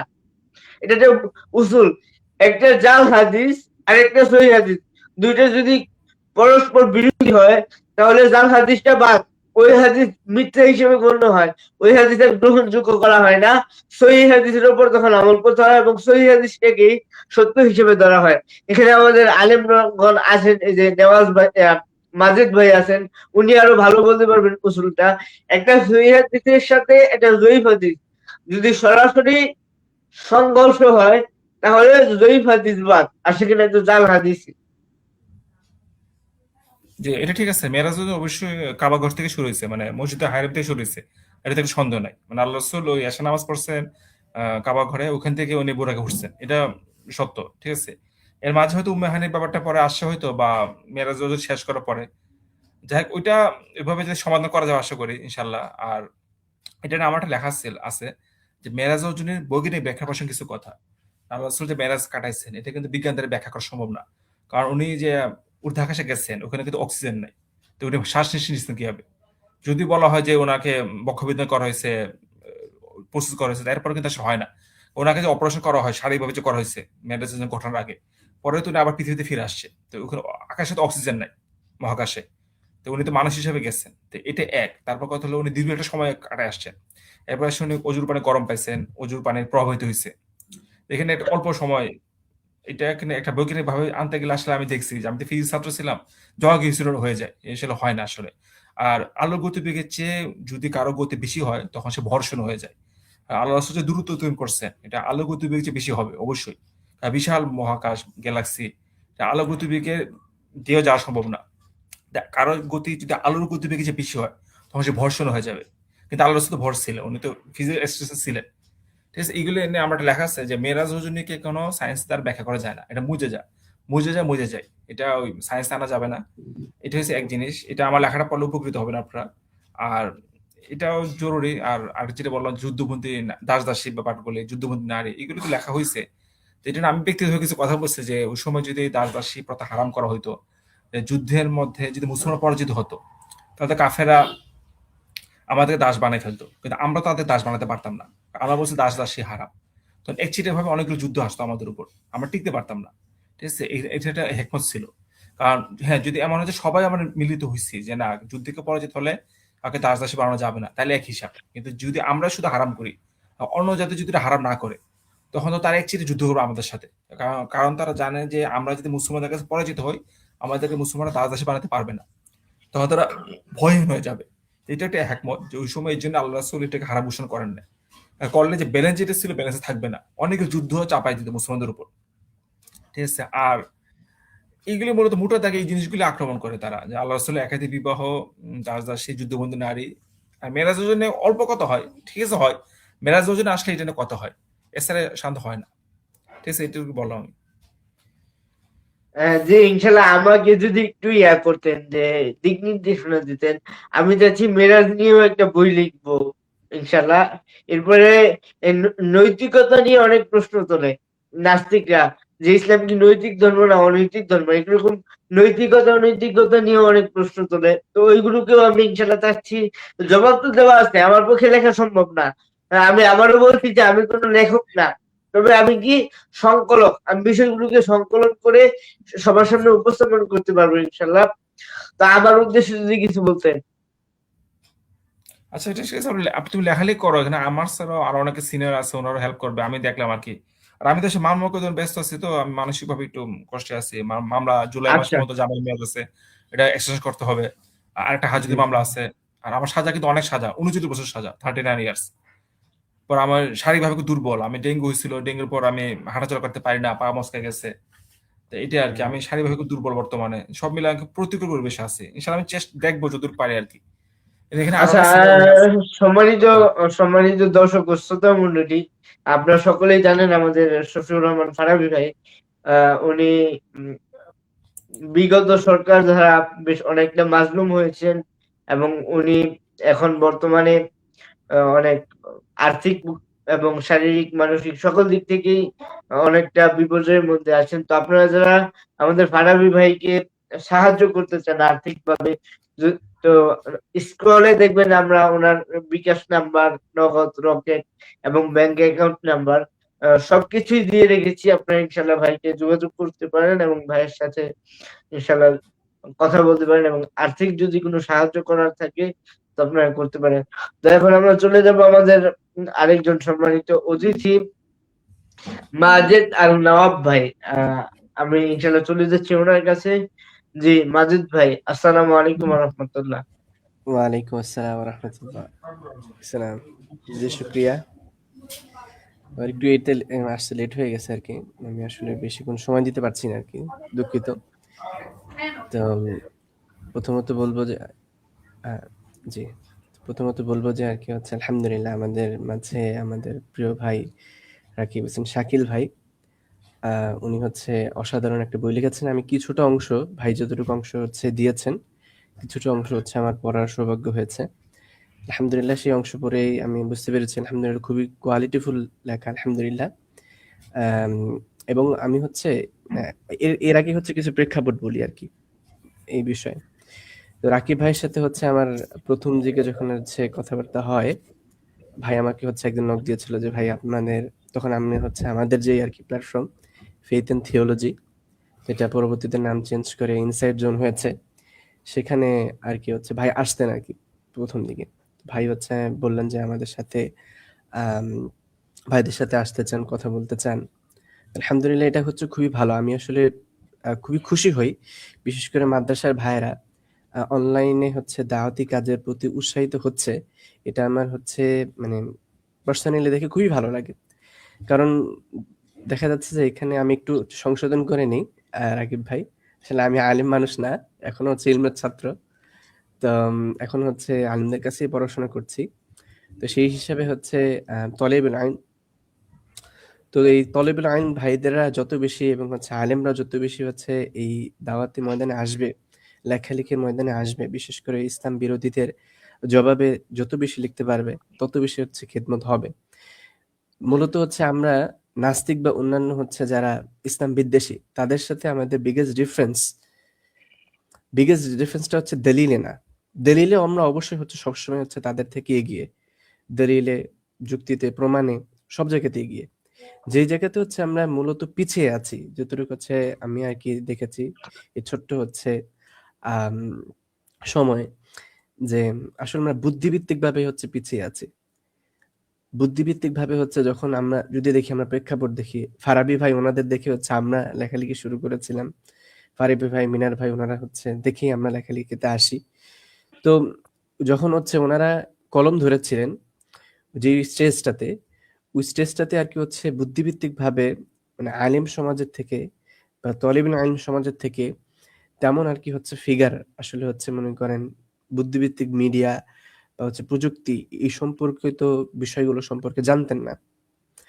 বাট আলহামদুলিল্লাহ এখন আস্তে, আস্তে হচ্ছে আলেম এবং হচ্ছে ভাইয়েরা হচ্ছে আসছেন, অনলাইনে আসছেন, লেখালেখি করছেন। আলহামদুলিল্লাহ রাকিব ভাইয়ের বইটার হচ্ছে খুবই অসাধারণ হয়েছে। তো আমিও চাই আরো বেশি আরকি হচ্ছে ভাইয়েরা আসুক। অনেক ভাইয়েরা বিশেষ করে তলেবের আইন ভাই, জেনারেল ভাই অনেকেই হচ্ছে আমাদেরকে মেসেজ করেন যে, "ভাইজান আমরা হচ্ছে আম আ মানে দ্বীনি খেদমত করতে চাই।" আমি খুবই খুশি হই।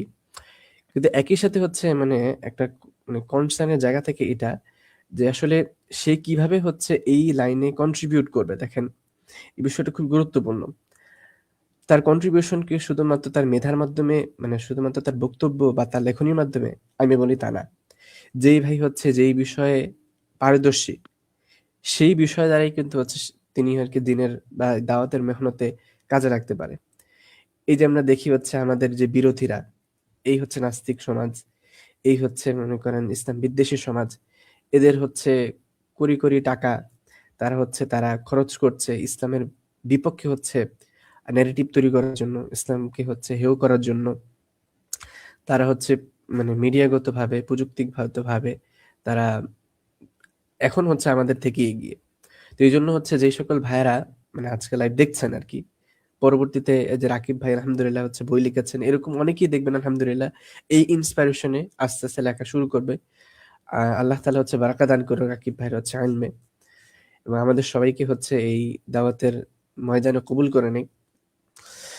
তো যেই সকল ভাইয়েরা আসলে হচ্ছে এই দ্বীনের ফিল্ডে কাজ করতে চান বা কন্ট্রিবিউট করতে চান, তারা আসলে তার নিজ জায়গা থেকে হচ্ছে কন্ট্রিবিউট করতে পারেন। যে সকল ভাইরা যেই বিষয় হচ্ছে পারদর্শী আছে, কেউ হয়তোবা হচ্ছে ভিডিও এডিটিং এ পারদর্শী, কেউ হয়তোবা হচ্ছে মানে ফটো এডিটিং এ পারদর্শী, কেউ অথবা হচ্ছে মনে করেন লেখালেখিতে পারদর্শী। সে ওই দিকটিকে থেকে কি হচ্ছে কিন্তু কন্ট্রিবিউশন করতে পারে। অথবা কেউ হচ্ছে ইংরেজিতে খুবই ভালো। সে দেখা যাচ্ছে আমাদের বাহিরে অনেক মানে দাঈ ভাইরা অনেক মানে মূল্যবান হচ্ছে বই লিখেছেন অন্য ভাষাতে। কেউ আরবিতে লিখেছেন, কেউ ইংরেজিতে লিখেছেন। এই লেখনীগুলো হচ্ছে যদি আমরা পরবর্তীতে হচ্ছে অনুবাদ করতে পারি, এটাও অনেক বড় একটা অ্যাসেট হয়ে থাকবে আরকি। তো এই বিষয়টা হচ্ছে আমার আসলে মেসেজ মূল যে অনেক ভাইরাই প্রায় মানে প্রত্যেক সপ্তাহে মাঝখানেই হচ্ছে অনেকেই মেসেজ দেন, বলেন যে ভাইরা আমরাও আগ্রহী। আলহামদুলিল্লাহ, তাদের আল্লাহ কবুল করুন, তাদের যেখানে বরকত দান করুক। কিন্তু তারা হচ্ছে তাদের যে সুপ্ত হচ্ছে আহ যে সকল আপনার হচ্ছে খেদমত, সেটার মাধ্যমেই হচ্ছে করা সম্ভব আর কি। দিনের খেদমত শুধুমাত্র হচ্ছে মাদ্রাসা বা শুধু মসজিদের ভিতরে সীমাবদ্ধ থাকা উচিত না। যেমন হচ্ছে একটু আগে ফারাবি ভাই ছিলেন, ফারাবি ভাইয়ের হচ্ছে মানে অবস্থাটাই হচ্ছে আমরা দেখতে পারি যে দিনের মেহনতে তিনি আর কি হচ্ছে তাকে হচ্ছে মানে প্রচন্ড রকমের হচ্ছে আপনার জুলমের শিকার হইতে হয়েছে।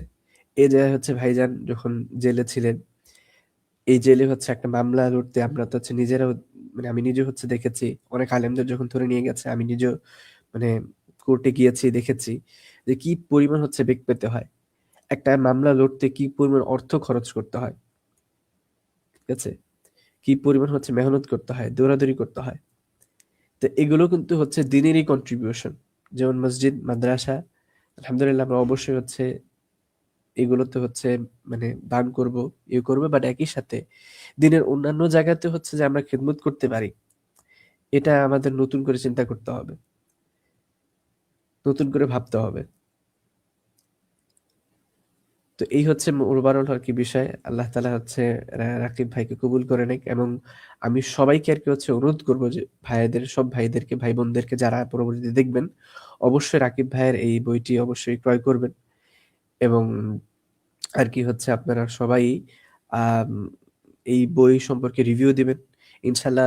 যদি হচ্ছে মানে বইয়ের ভিতরে যদি টুকটাক ভুল ত্রুটি হয়েও থাকে, ইনশাল্লাহ আপনারা ফিডব্যাক দিবেন, যাতে হচ্ছে পরবর্তী সংস্করণে বা পরবর্তীতে হচ্ছে তিনি আরেকটু হচ্ছে পরিশুদ্ধভাবে হচ্ছে বইটি লিখতে পারেন।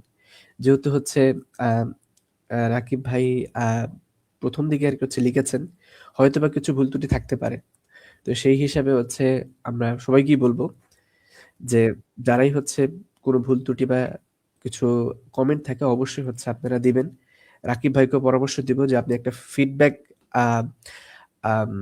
ফিডব্যাক ফর্ম দিতে পারেন আর কি, ঠিক আছে, যে সকল ভাইয়েরা আর কি মোটামুটি হচ্ছে ক্রয় করবেন, তারা তাদের কাছে একটা ফিডব্যাক ফর্ম, অথবা আপনি অ্যানাউন্সমেন্টও করতে পারেন যে ফিডব্যাক ফর্মের মাধ্যমে দেখতে পারেন যে হচ্ছে পাঠকদের থেকে তারা কি পরিমাণ হচ্ছে দিচ্ছে আর কি, তাদের কমেন্ট আসলে কি বই সম্পর্কে, তারা কোন জায়গাতে হচ্ছে খুব সহজে বুঝতে পেরেছে, অথবা কোন জায়গাতে দেখা যাচ্ছে তাদের একটু বুঝতে মানে বেগ পেতে হচ্ছে। এগুলো খুব গুরুত্বপূর্ণ আর কি প্রথম দিকে।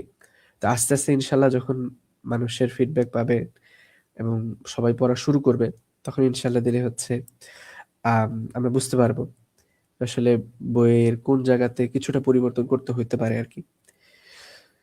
তো আল্লাহ তাআলা হচ্ছে রাকিব ভাইয়ের ইয়েকে আবারও কবুল করুক, এবং একই সাথে হচ্ছে আমরা বলবো যে এখন আহ্বান করব, আরো হচ্ছে ভাইদের উচিত আমাদের এই মেহনতে যুক্ত হওয়া, আরো অনেক ভাইদের প্রয়োজন, আমাদের আরো অনেক অনেক ভাইদের প্রয়োজন এই মেহনতে যুক্ত হওয়া। কেননা হচ্ছে আজকে আমাদের ফারাবি ভাই আহ এক সময় উনি লেখালেখি করেছেন, ওনাকে হচ্ছে পরবর্তীতে জুলুমের শিকার হতে হয়। এরপর আলহামদুলিল্লাহ হচ্ছে ফারাবি ভাই যখন মানে ওনাকে জেলে নিয়ে যাওয়া হয়েছে, তখন এরপরই আরো অনেক ভাই কিন্তু পরবর্তীতে আল্লাহ তাআলা আল্লাহ তাআলা সে জিম্মাদারি আরো অনেক ভাইয়ের কাছে হচ্ছে সুপর্দ করেছেন। ঠিক এইভাবে হচ্ছে মানে দিনের জিম্মাদারি আমাদেরকে নিতে হবে, যেহেতু আল্লাহ সুবহানাহু ওয়া তাআলা আমাদের খলিফা বা প্রতিনিধি হিসেবে পাঠিয়েছেন। তো এই জন্য পরবর্তী যে সকল ভাইয়েরা উৎসাহিত, বিশেষ করে আমি রাকিব ভাইকে বলবো এবং অন্য সকল ভাইদেরকে বলবো, বিশেষ করে মাদ্রাসার যে সকল তালিবুল ইলম আছে তাদেরকে আমরা আগ্রহ মানে তাদেরকে আরো বেশি হচ্ছে আমাদের দিনের এই মেহনতে, এই যে হচ্ছে অনলাইনে বা হচ্ছে এই বুদ্ধিভিত্তিক মেহনতে আসার জন্য আমরা অনুপ্রাণিত করব। কারণ ওনারা যতই যাই হোক, তালিবুল ইলম ভাইয়েরা, আলেম ভাইয়েরা আমাদের থেকে অনেক বেশি ভালো বোঝেন দিন সম্পর্কে। তারা যদি হচ্ছে খুব সুন্দরভাবে হচ্ছে বিষয়গুলোকে ব্যাখ্যা করেন, ইনশাল্লাহ দিলে হচ্ছে আমাদের আলেমরাই বা তলিবের আলেমরাই যথেষ্ট তাদের জন্য। আমিও বলবো যে যে সকল ভাইয়েরা আছেন, বিশেষ করে মাদ্রাসার ভাইয়েরা, জেনারেল ভাইয়েরা, তো অবশ্যই তারা তাদের নিজ নিজ জায়গা থেকে আর কি হচ্ছে খেদমত করতে পারেন, এই আর কি বিষয়। জি, ধন্যবাদ রাকিব ভাই, আল্লাহ তাআলা কবুল করে নেক আপনাকে এবং আমাদের হচ্ছে এই মেহনতকে। তো ইনশাল্লাহ ভাইজান আমিও নিয়ত করেছি ইনশাল্লাহ আপনার বইটা অবশ্যই পড়বো শুরু থেকে শেষ পর্যন্ত ইনশাল্লাহ। এই আর কি হচ্ছে। জি, আলহামদুলিল্লাহ। মাহবুব ভাই, এই আমাদের যে ভাই ব্যাগে যদি কেউ থাকে তাহলে আমাদেরকে ব্যাগে দিতে পারেন, বুঝছেন? যদি এই মুহূর্তে নাই। থাকলে অবশ্যই একজন দুজনকে করতে হবে। তো যাই হোক, থাকে নেন আলহামদুলিল্লাহ। তো আমি এখানে সম্মানিত আমাদের ভাই রুহান ভাই আছেন, রুহান খান, এবং ডক্টর আব্দুল্লাহ মুসাফির ভাইও আছেন। আমার প্রায় নাস্তিকরা একটা অভিযোগ করে যে ছেলের বউকে বিয়ে করে ফেলছে তোমার নবী। হ্যাঁ, আমি অবশ্যই জয়নব বিনতে জাহাশ রাদিয়াল্লাহু আনহার কথা বলছি, যিনি জায়েদ রাসূল সাল্লাল্লাহু আলাইহি ওয়াসাল্লামের পালক পুত্র ছিলেন, মুতার যুদ্ধে শহীদ হয়েছে। তো জয়নব রাদিয়াল্লাহর যে বিয়েটা, এই বিয়েটা কি আসলেই রাসূল সাল্লাল্লাহু আলাইহি ওয়াসাল্লাম নিজের ছেলের আপন ছেলের বউকে বিয়ে করেছেন? এটা কি আদৌ সত্য? রোহান ভাই, এই বিষয়ে আপনার একটু কথা বলুন। জি আলহামদুলিল্লাহ। না, এটা একদম সত্য না, এবং যারা অভিযোগ করে তারাও কিন্তু এটা জানে যে এটা সত্য না। তবুও তারা মানে জেনেই অভিযোগগুলো করে, কারণ অ্যাকচুয়ালি তাদের কাজই হলো প্রতারণা করা। বর্তমানে যতগুলো ইসলাম বিদ্বেষী আছে তাদের কাজ হলো একমাত্র কে সামনে রেখে মানে ইসলাম নিয়ে প্রতারণা করে মানুষকে ধোঁকা দেওয়া, এইটা আর কি। দ্বিতীয়ত আমি যে বিষয়টা বলতে চাচ্ছিলাম, যে রাসূল সাল্লাল্লাহু আলাইহি ওয়াসাল্লামের জীবনী জানার একটা গুরুত্ব। রাসূল সাল্লাল্লাহু আলাইহি ওয়াসাল্লামের জীবনী জানার গুরুত্ব আমাদের সকলের জন্যই গুরুত্বপূর্ণ। তার একটা ছোট্ট একটা প্রমাণ দেখাচ্ছি আপনাদেরকে। আমার এই ক্যামেরাটা দেখা যাচ্ছে? জি, জি, দেখা যাচ্ছে। হ্যাঁ, আমার এই জি, জি। এখানে একজন পুরোহিতের ছবি দেখতে পাচ্ছেন। এনার নাম হলো স্বামী লক্ষ্মী শঙ্করাচার্য। ইনি প্রথম পর্যায়ে ইসলামের একজন সমালোচক ছিলেন। মানে ইসলামের একজন সমালোচক ছিলেন, এবং পরবর্তীকালে ইনি এই জন্য সমালোচক ছিলেন, প্রথমে সর্বপ্রথম উনি ইসলাম সম্পর্কে ভুলভাল তথ্য মানুষের কাছ থেকে শুনেছিলেন, এবং শোনার পরে ইসলামের বিরুদ্ধে একটা বই লিখেছিলেন, এবং সেই বইটা উনি মুম্বাই থেকে প্রকাশ করেছিলেন, মানে ভারতের মুম্বাই থেকে বইটা প্রকাশ করা হয়েছিল।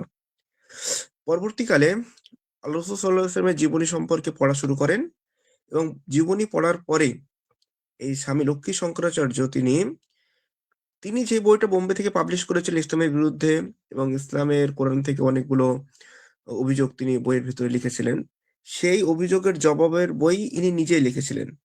মানে স্বামী লক্ষ্মী শঙ্করাচার্য ইনি জবাবের বই নিজে লিখেছিলেন, এবং পবিত্র কোরআনে প্রায় 24টা আয়াতের যে আয়াতগুলো নিয়ে ইসলাম বিদ্বেষীরা অভিযোগগুলো করে, তিনি রাসূল সাল্লাল্লাহু আলাইহি ওয়াসাল্লামের সিরাত পড়ার পরে সেই সমস্ত অভিযোগের জবাব তিনি নিজেই এই বইটার ভেতরে, এবং এই বইটা হয়তো ক্যামেরায় উল্টো দেখাচ্ছে, মানে এই বইটার নাম হচ্ছে যে ইসলাম সন্ত্রাস না আদর্শ, মানে বইটার নাম। এবং ইনি এই বইটা থেকে স্বামী লক্ষ্মী শঙ্করাচার্য তিনি নিজেই দেখিয়েছেন যে ইসলাম যে পৃথিবীর সর্বোত্তম আদর্শ, তিনি সেটা তার এই বইটার ভেতরে তুলে ধরেছিলেন। এই জন্য আমাদের উচিত হলো রাসূল সাল্লাল্লাহু আলাইহি ওয়াসাল্লামের সিরাত, রাসূল সাল্লাল্লাহু আলাইহি ওয়াসাল্লামের জীবনী, এই জিনিসটা জানা আমাদের সব থেকে জরুরি। এবং রাসূল সাল্লাল্লাহু আলাইহি ওয়াসাল্লামের সম্পর্কে যে সিরাত আমরা না জানি, রাসূল সাল্লাল্লাহু আলাইহি ওয়াসাল্লামের জীবনী না জানি, তাহলে আমরা দেখা যাবে যে আমাদের ভেতরে ওই ইসলাম সম্পর্কে ভুলভাল তথ্যগুলোই আমরা মানে আমাদের ভেতরে জমা হবে।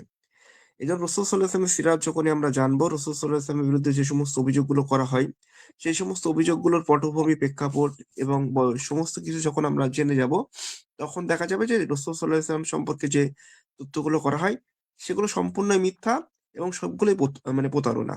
রাসূল সাল্লাল্লাহু আলাইহি ওয়াসাল্লাম যেমন আ এই যে আমার জানা আয়েশা রাদিয়াল্লাহু তাআলা আনহা নিয়ে, জাইনাব রাদিয়াল্লাহু তাআলা আনহা নিয়ে, আ মারিয়া কিপ্তিয়া রাদিয়াল্লাহু তাআলা আনহা নিয়ে, মানে যতগুলো অভিযোগগুলো করা হয়, সমস্ত অভিযোগগুলো মানে দেখা যাবে যে কোনো অভিযোগই তাদের স্ট্যান্ডার্ড দিয়েও দাঁড় করাতে পারবে না।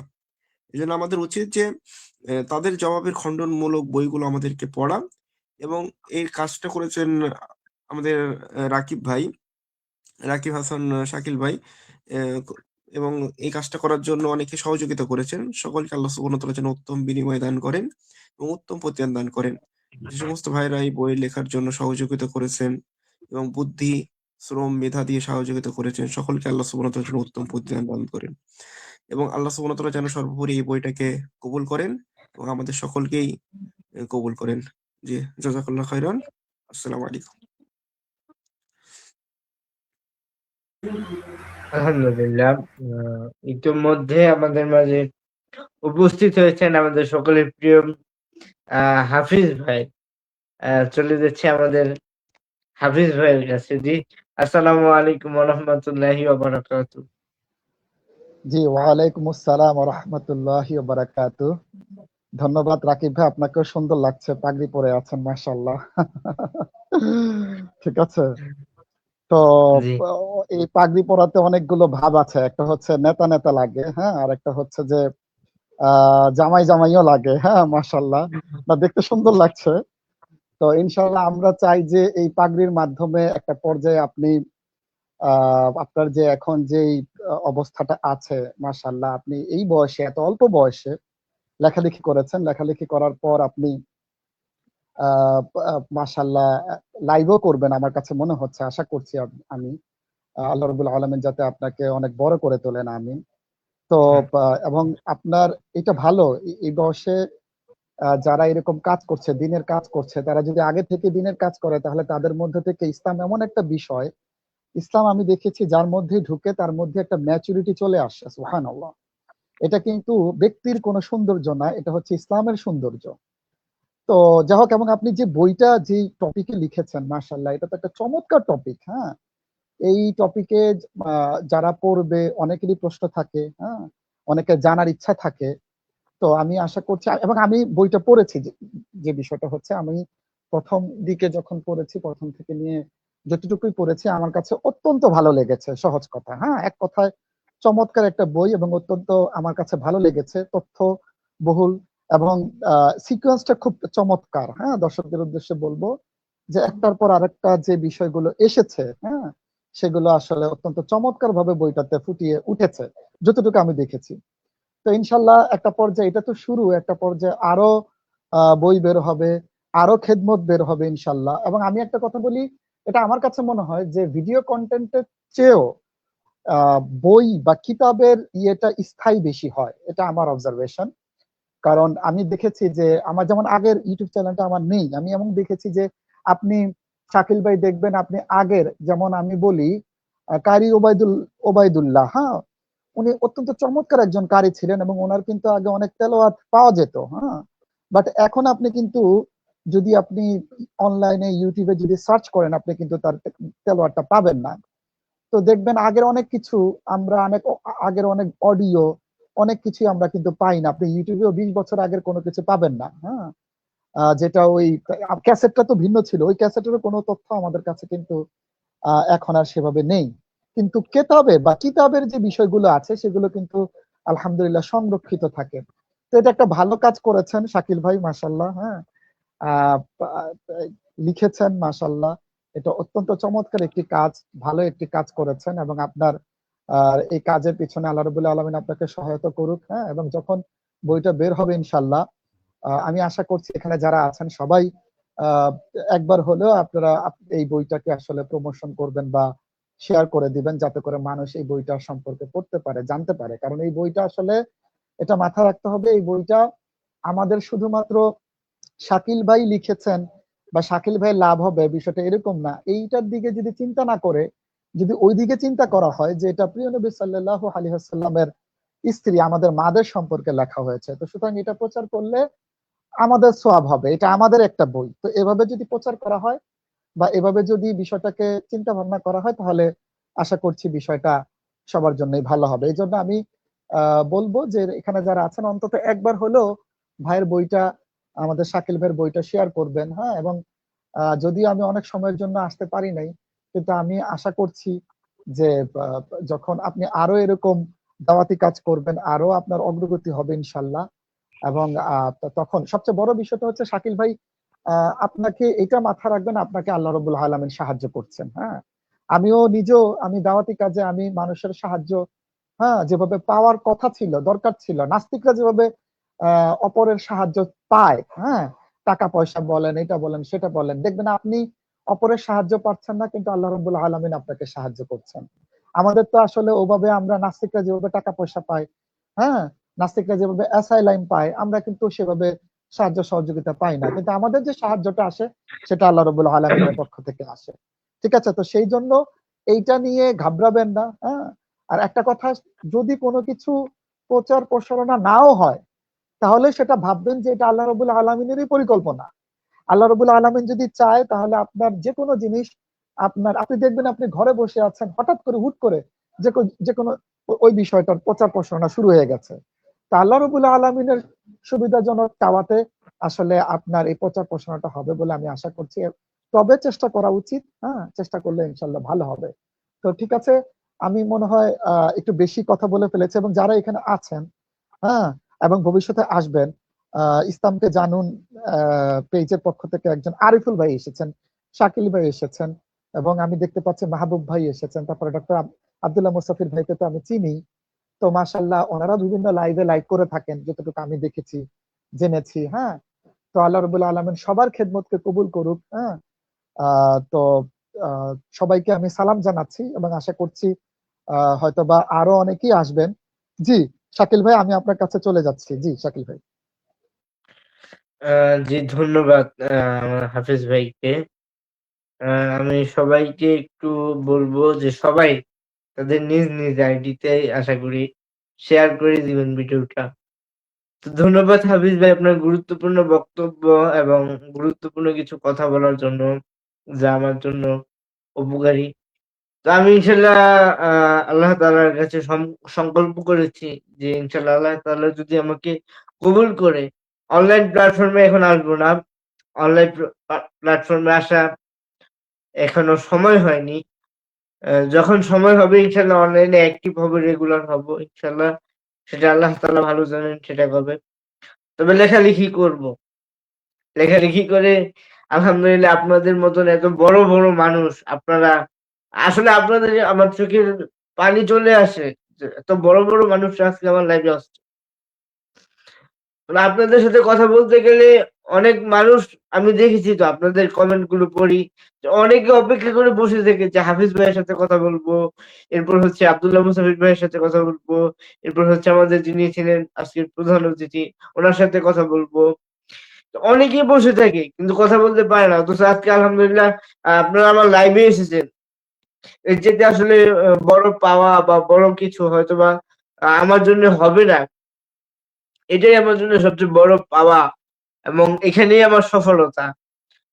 তো এটাই আমি বলবো যে যদি ইনশাল্লাহ আপনারা আমাকে আল্লাহ তাআলা সাহায্য করেন এবং আপনারা যদি আমার সাথে থাকেন, তো আমি যতটুকু সম্ভব ইনশাল্লাহ আপনাদের জন্য খিদমত করা, কিছু বই আরো লেখার চিন্তা ভাবনা আমার আছে। তো ইনশাল্লাহ আমি অবশ্যই বইগুলো লিখবো এবং ইনশাল্লাহ আসবো। তো এখন চলে যাচ্ছি আমাদের এসকে শাকিল ভাইয়ের কাছে। জি শাকিল ভাই, আসসালামু আলাইকুম রহমতুল্লাহ। ওয়ালাইকুম আসসালাম ওয়া রাহমাতুল্লাহ। রাকিবকে প্রথম জাযাকাল্লাহ খাইরান, এরকম একটি সুন্দর বই জাতির জন্য প্রকাশ করা এবং ইসলামের খেদমত, একই সাথে নাস্তিকদের জবাব থাকবে এখানে। রাকিব অনেকদিন আগে আমাকে বলছিল যে ভাই এই বইটা আমি ছাড়তেছি, ফারাবি ভাই বা রাহুল ভাই এটার পিছের সমর্থক আছে। তো আমিও তখন থেকেই অপেক্ষায় ছিলাম বইটা কবে আসবে। তো আহ অবশেষে আসলো। তো এখানে একটা আমার কথা বলা যে রাকিব এই অবস্থানে থেকে বা এই বয়সে এরকম একটা বড় উদ্যোগ নিছে এবং সেই কাজটা সাকসেস করছে, এটা কিন্তু বিশাল একটা সাহসিকতার কাজ করছে তার অবস্থান থেকে। কারণ এরকম একটা আহ মোটা বই লেখা, অনেক তাহাকিক পড়া, জানা, অনেক দলিলাদি একত্রিত করা, হ্যাঁ, এবং রাসূল সাল্লাল্লাহু আলাইহি ওয়াসাল্লামের জীবনের সিরাত পড়া। তো মোটামুটি অনেক অ্যানালাইজ করে এই বইটা লিখতে হয়। তো ও এতটুকু বয়সে আলহামদুলিল্লাহ এত সুন্দর একটা বই লেখছে, সেটা খুবই প্রশংসিত। আল্লাহ সুবহানাহু ওয়া তাআলা রাকিবকে কবুল করুক এবং এরকম আরো বই জানি জাতির উদ্দেশ্যে ইসলামের জন্য আল্লাহ সন্তুষ্ট যেন সে আরো খেদমত করতে পারে, কিতাবাদি লিখতে পারে। আমরা রাকিবের জন্য দোয়া করি। জাযাকাল্লাহ খাইরান।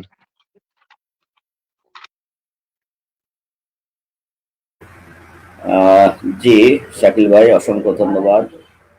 আমাদের সম্মানিত ফারাবি ভাই হয়তো সময়ের কারণে চলে গেছেন, আপনি হয়তো ওনার বক্তব্য শুনতে পারেননি।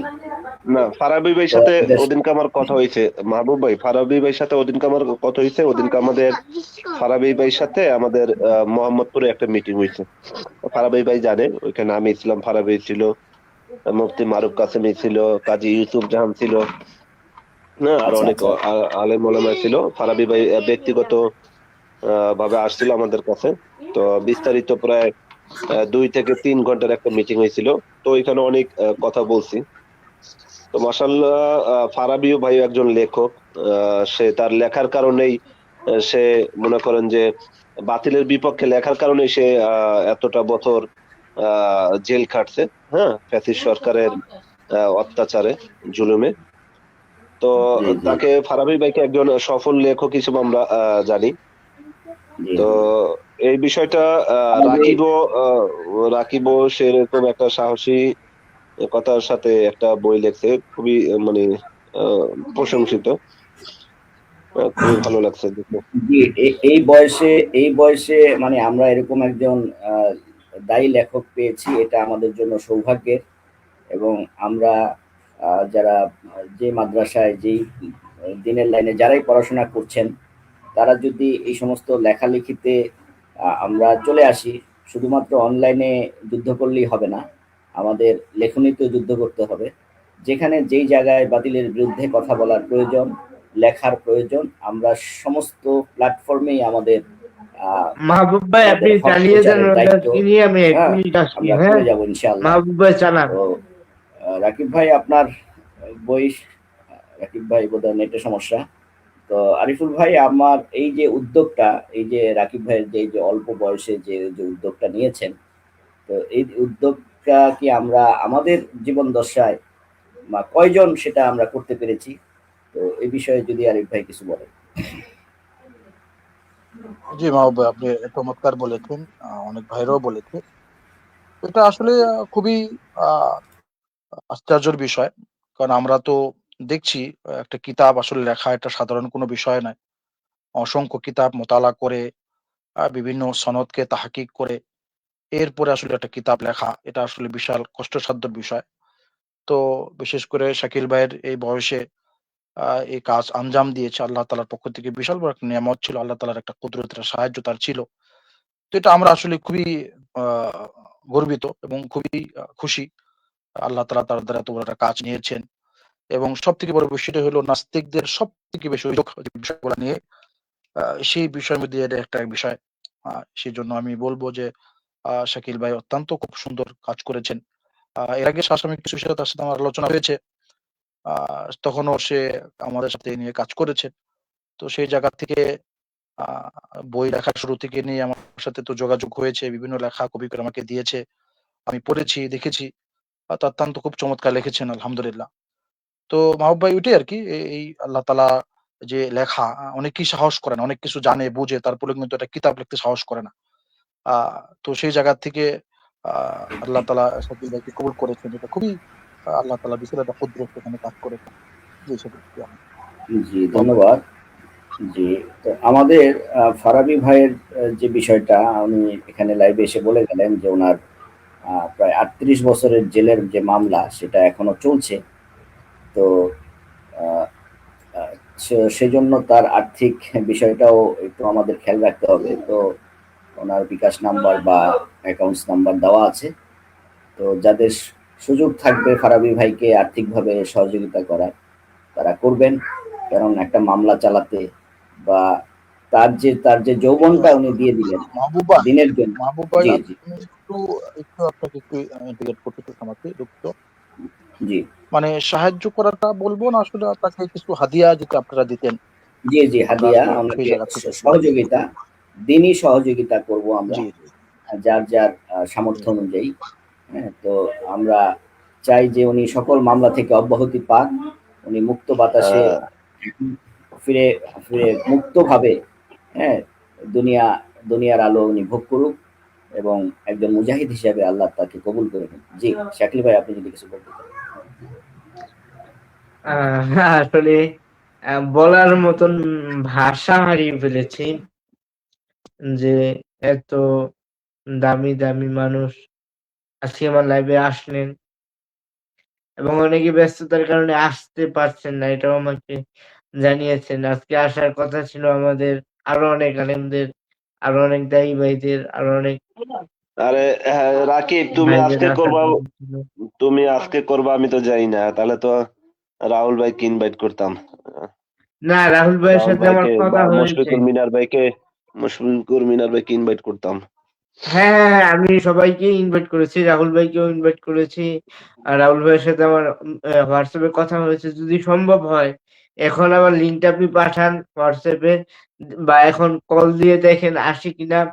প্রয়োজনে আমরা আরো ১ ঘন্টা বা আধা ঘন্টা সময় আমরা নিলাম, সমস্যা নাই। যদি আপনি এখন যোগাযোগ করতে পারেন রাহুল ভাইয়ের সাথে তাহলে যোগাযোগ করে দেখুন এবং মারুফ কাসেমি ভাইকেও যদি পারেন নিয়ে আসতে দেখুন তারা কেউ আসে কিনা। মারুফ কাসেমি এখনো মনে হয় বাসায় যাও পৌঁছায় নাই, এখন মাত্র আমাকে নামাই দিল। মানে বাসায় আসলাম একটা প্রোগ্রাম শেষ করে। আচ্ছা হ্যাঁ, তাহলে রাহুল ভাইকে দেখেন। আমি তো রাহুল ভাইকে সবকিছু পাঠায় রাখছি হোয়াটসঅ্যাপে, বাট উনি সিন করছে লিঙ্ক না। আর দিছো তাকে? আমার বিষয়গুলো উনি সিন করে খুব কম। আপনি তো তাকে রাহুল তাকে ভাইকে লিঙ্ক নক দিছো? দেন। তাকে জি, লিঙ্ক জি, জি। দিছো? রাহুল ভাইকে দেওয়া আছে লিঙ্ক। আচ্ছা, আমি মেসেজ দিয়ে বলতেছি, দেখি, নাহলে ফোন দিতেছি, দেখি কি বলে। রাহুল ভাই 10টা 27-এ লাস্ট লাইনে ছিল হোয়াটসঅ্যাপে। আপনি একটু দেখেন আনতে পারেন কিনা।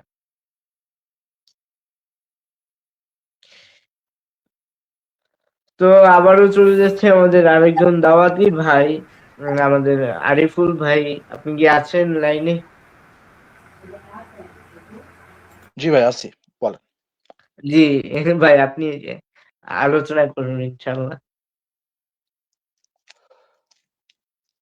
জি, মোটামুটি আলোচনা তো হয়ে গেছে। বাকি অবস্থার পরিপ্রেক্ষিতে কিছু কথা বলা যেতে পারে। যেমন আহ, এই অনেকদিন আগে এক নাস্তিকের সাথে কথা হচ্ছিল।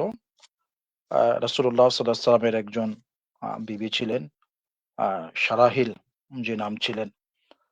আহ, ওই আহ, ইয়ে নিয়ে আলোচনা হচ্ছিল। তার দাবি ছিল রাসূলুল্লাহ সাল্লাল্লাহু আলাইহি ওয়াসাল্লাম তাকে বিয়ে করেনি। তিনি হাদিস কোট করেছিলেন, হাদিসের মাধ্যমে উনি বুঝাইতে চাইলেন। তো আমি তাকে বুখারী থেকে হাদিস দিয়ে দেখাইলাম যে রাসূলুল্লাহ সাল্লাল্লাহু আলাইহি ওয়াসাল্লাম তাকে বিয়ে করেছেন, এই হাদিসের মধ্যেই আছে। তো তো সেই জায়গা থেকে আমি বললাম যে আসলে আপনারা তো আসলে পড়েন না। একটা কোশ্চেন এক জায়গায় একটু পাইছেন, বাস এটাই প্রচার করে দিচ্ছেন। কিন্তু এই কথাটার সুস্পষ্ট আলোচনা আপনি যে কিতাব থেকে দিয়েছেন, এই কিতাবের ভিত্তিতে ইমাম বুখারী রাহমাতুল্লাহ লিখে রেখেছেন, আলোচনা করা আছে। তো এটাই আর কি তাদের অবস্থা। তারা বিকৃতি করে মানুষকে এক ধরনের ভুলভাল রেফারেন্স দিয়ে অর্থকে বিকৃতি করে মানুষকে ভাবে ধোঁকা দিচ্ছে। তো সেই জায়গা থেকে আপনি একটা আঞ্জাম দিয়েছেন। আল্লাহ তাআলা আপনার এই খেদমতকে কবুল করুক। এবং আমি যতটুকু দেখেছি আপনার এই লেখার মধ্যে মোটামুটি নাস্তিক সমস্ত প্রশ্নের জবাব দিয়ে আছে। তো সেই জায়গা থেকে সাধারণ মুসলমান যারা দীর্ঘ সিরাত পড়ার সম্ভাবনা নাই বা সিরাত পড়তে পারছে না, এরকম যদি থাকে, তাহলে আমি মনে করি অন্তত এই বইটা মোতালা করুক। এই বইটা মোতালা করুক। এটার কারণে অন্তত রাসূলুল্লাহ সাল্লাল্লাহু আলাইহি ওয়াসাল্লামের বিবাহের ব্যাপারে নাস্তিকরা যে আঙ্গুল উঠাচ্ছে, এই আঙ্গুলের পরিপূর্ণ জবাব সেখানে চলে আসবে এবং চলে আসছে। আহ, এবং আমরা দেখছি যে নাস্তিকদের সাথে তো আমরা এর আগে বিভিন্ন বিষয় নিয়ে আমরা কথা বলেছি। সেই জায়গায়ও আমরা দেখেছি তাদের যে অবস্থাটা কতটা মানে জাহেল হলে, কতটা অজ্ঞ হলে এই সমস্ত কথা না জেনে না পড়ে আসলে প্রচার করতে পারে। তো রাকিব ভাই, আসলে আমার বক্তব্য এটাই, আপনি আল্লাহ তাআলা আপনাকে এই কাজ আঞ্জাম দিয়েছে, আপনি কাজ করে যাবেন। এই বয়সে আপনি একটা কিতাব লিখেছেন, আলহামদুলিল্লাহ, চমৎকার। আহ, আল্লাহ তাআলা আপনার ইলমের ভিত্তিতে বরকত দান করুক এবং বেশি বেশি আল্লাহ তাআলা ইসলামের খেদমত করার তৌফিক দান করুক। জি রাকিব ভাই, তাহলে আমি বিদায় নিচ্ছি। আপনারা শেষ করে দেন ইনশাআল্লাহ। জি মাহবুব ভাই, আমি বিদায় নিচ্ছি, আপনারা থাকেন ইনশাআল্লাহ। জি, জি, ইনশাআল্লাহ। জি। আসসালামু আলাইকুম। ওয়ালাইকুম আসসালাম। আসসালাম।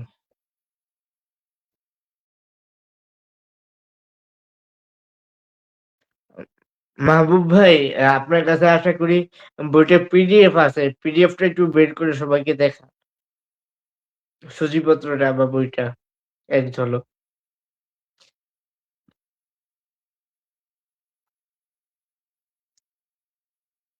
মাহবুব ভাই কি শুনতে পাচ্ছেন?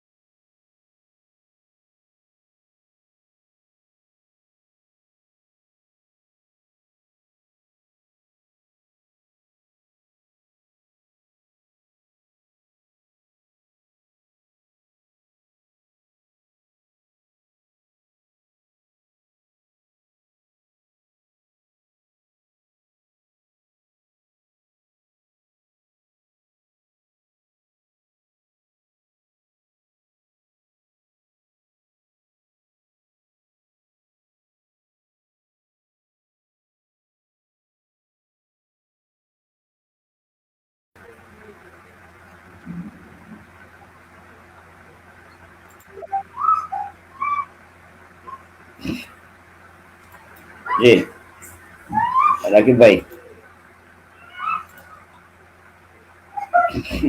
মাহবুব ভাই, জি, আপনার কাছে বইটার সূচিপত্র আছে না?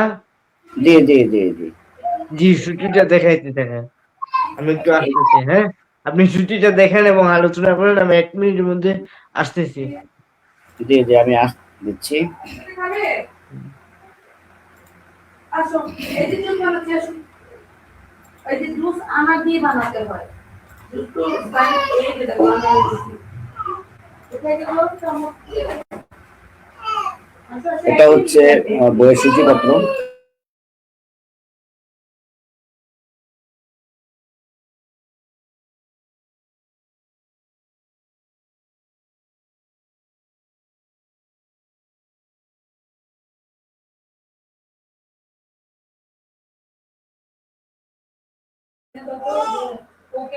আসসালামু আলাইকুম সাইদ হোসেন ভাই। ওয়ালাইকুম আসসালাম ওয়া রাহমাতুল্লাহ। জি আমার কথা শোনা যাচ্ছে সাইদ ভাই? হ্যাঁ, একটু শোনা যাচ্ছে কিন্তু সাউন্ড আসতেছে। জি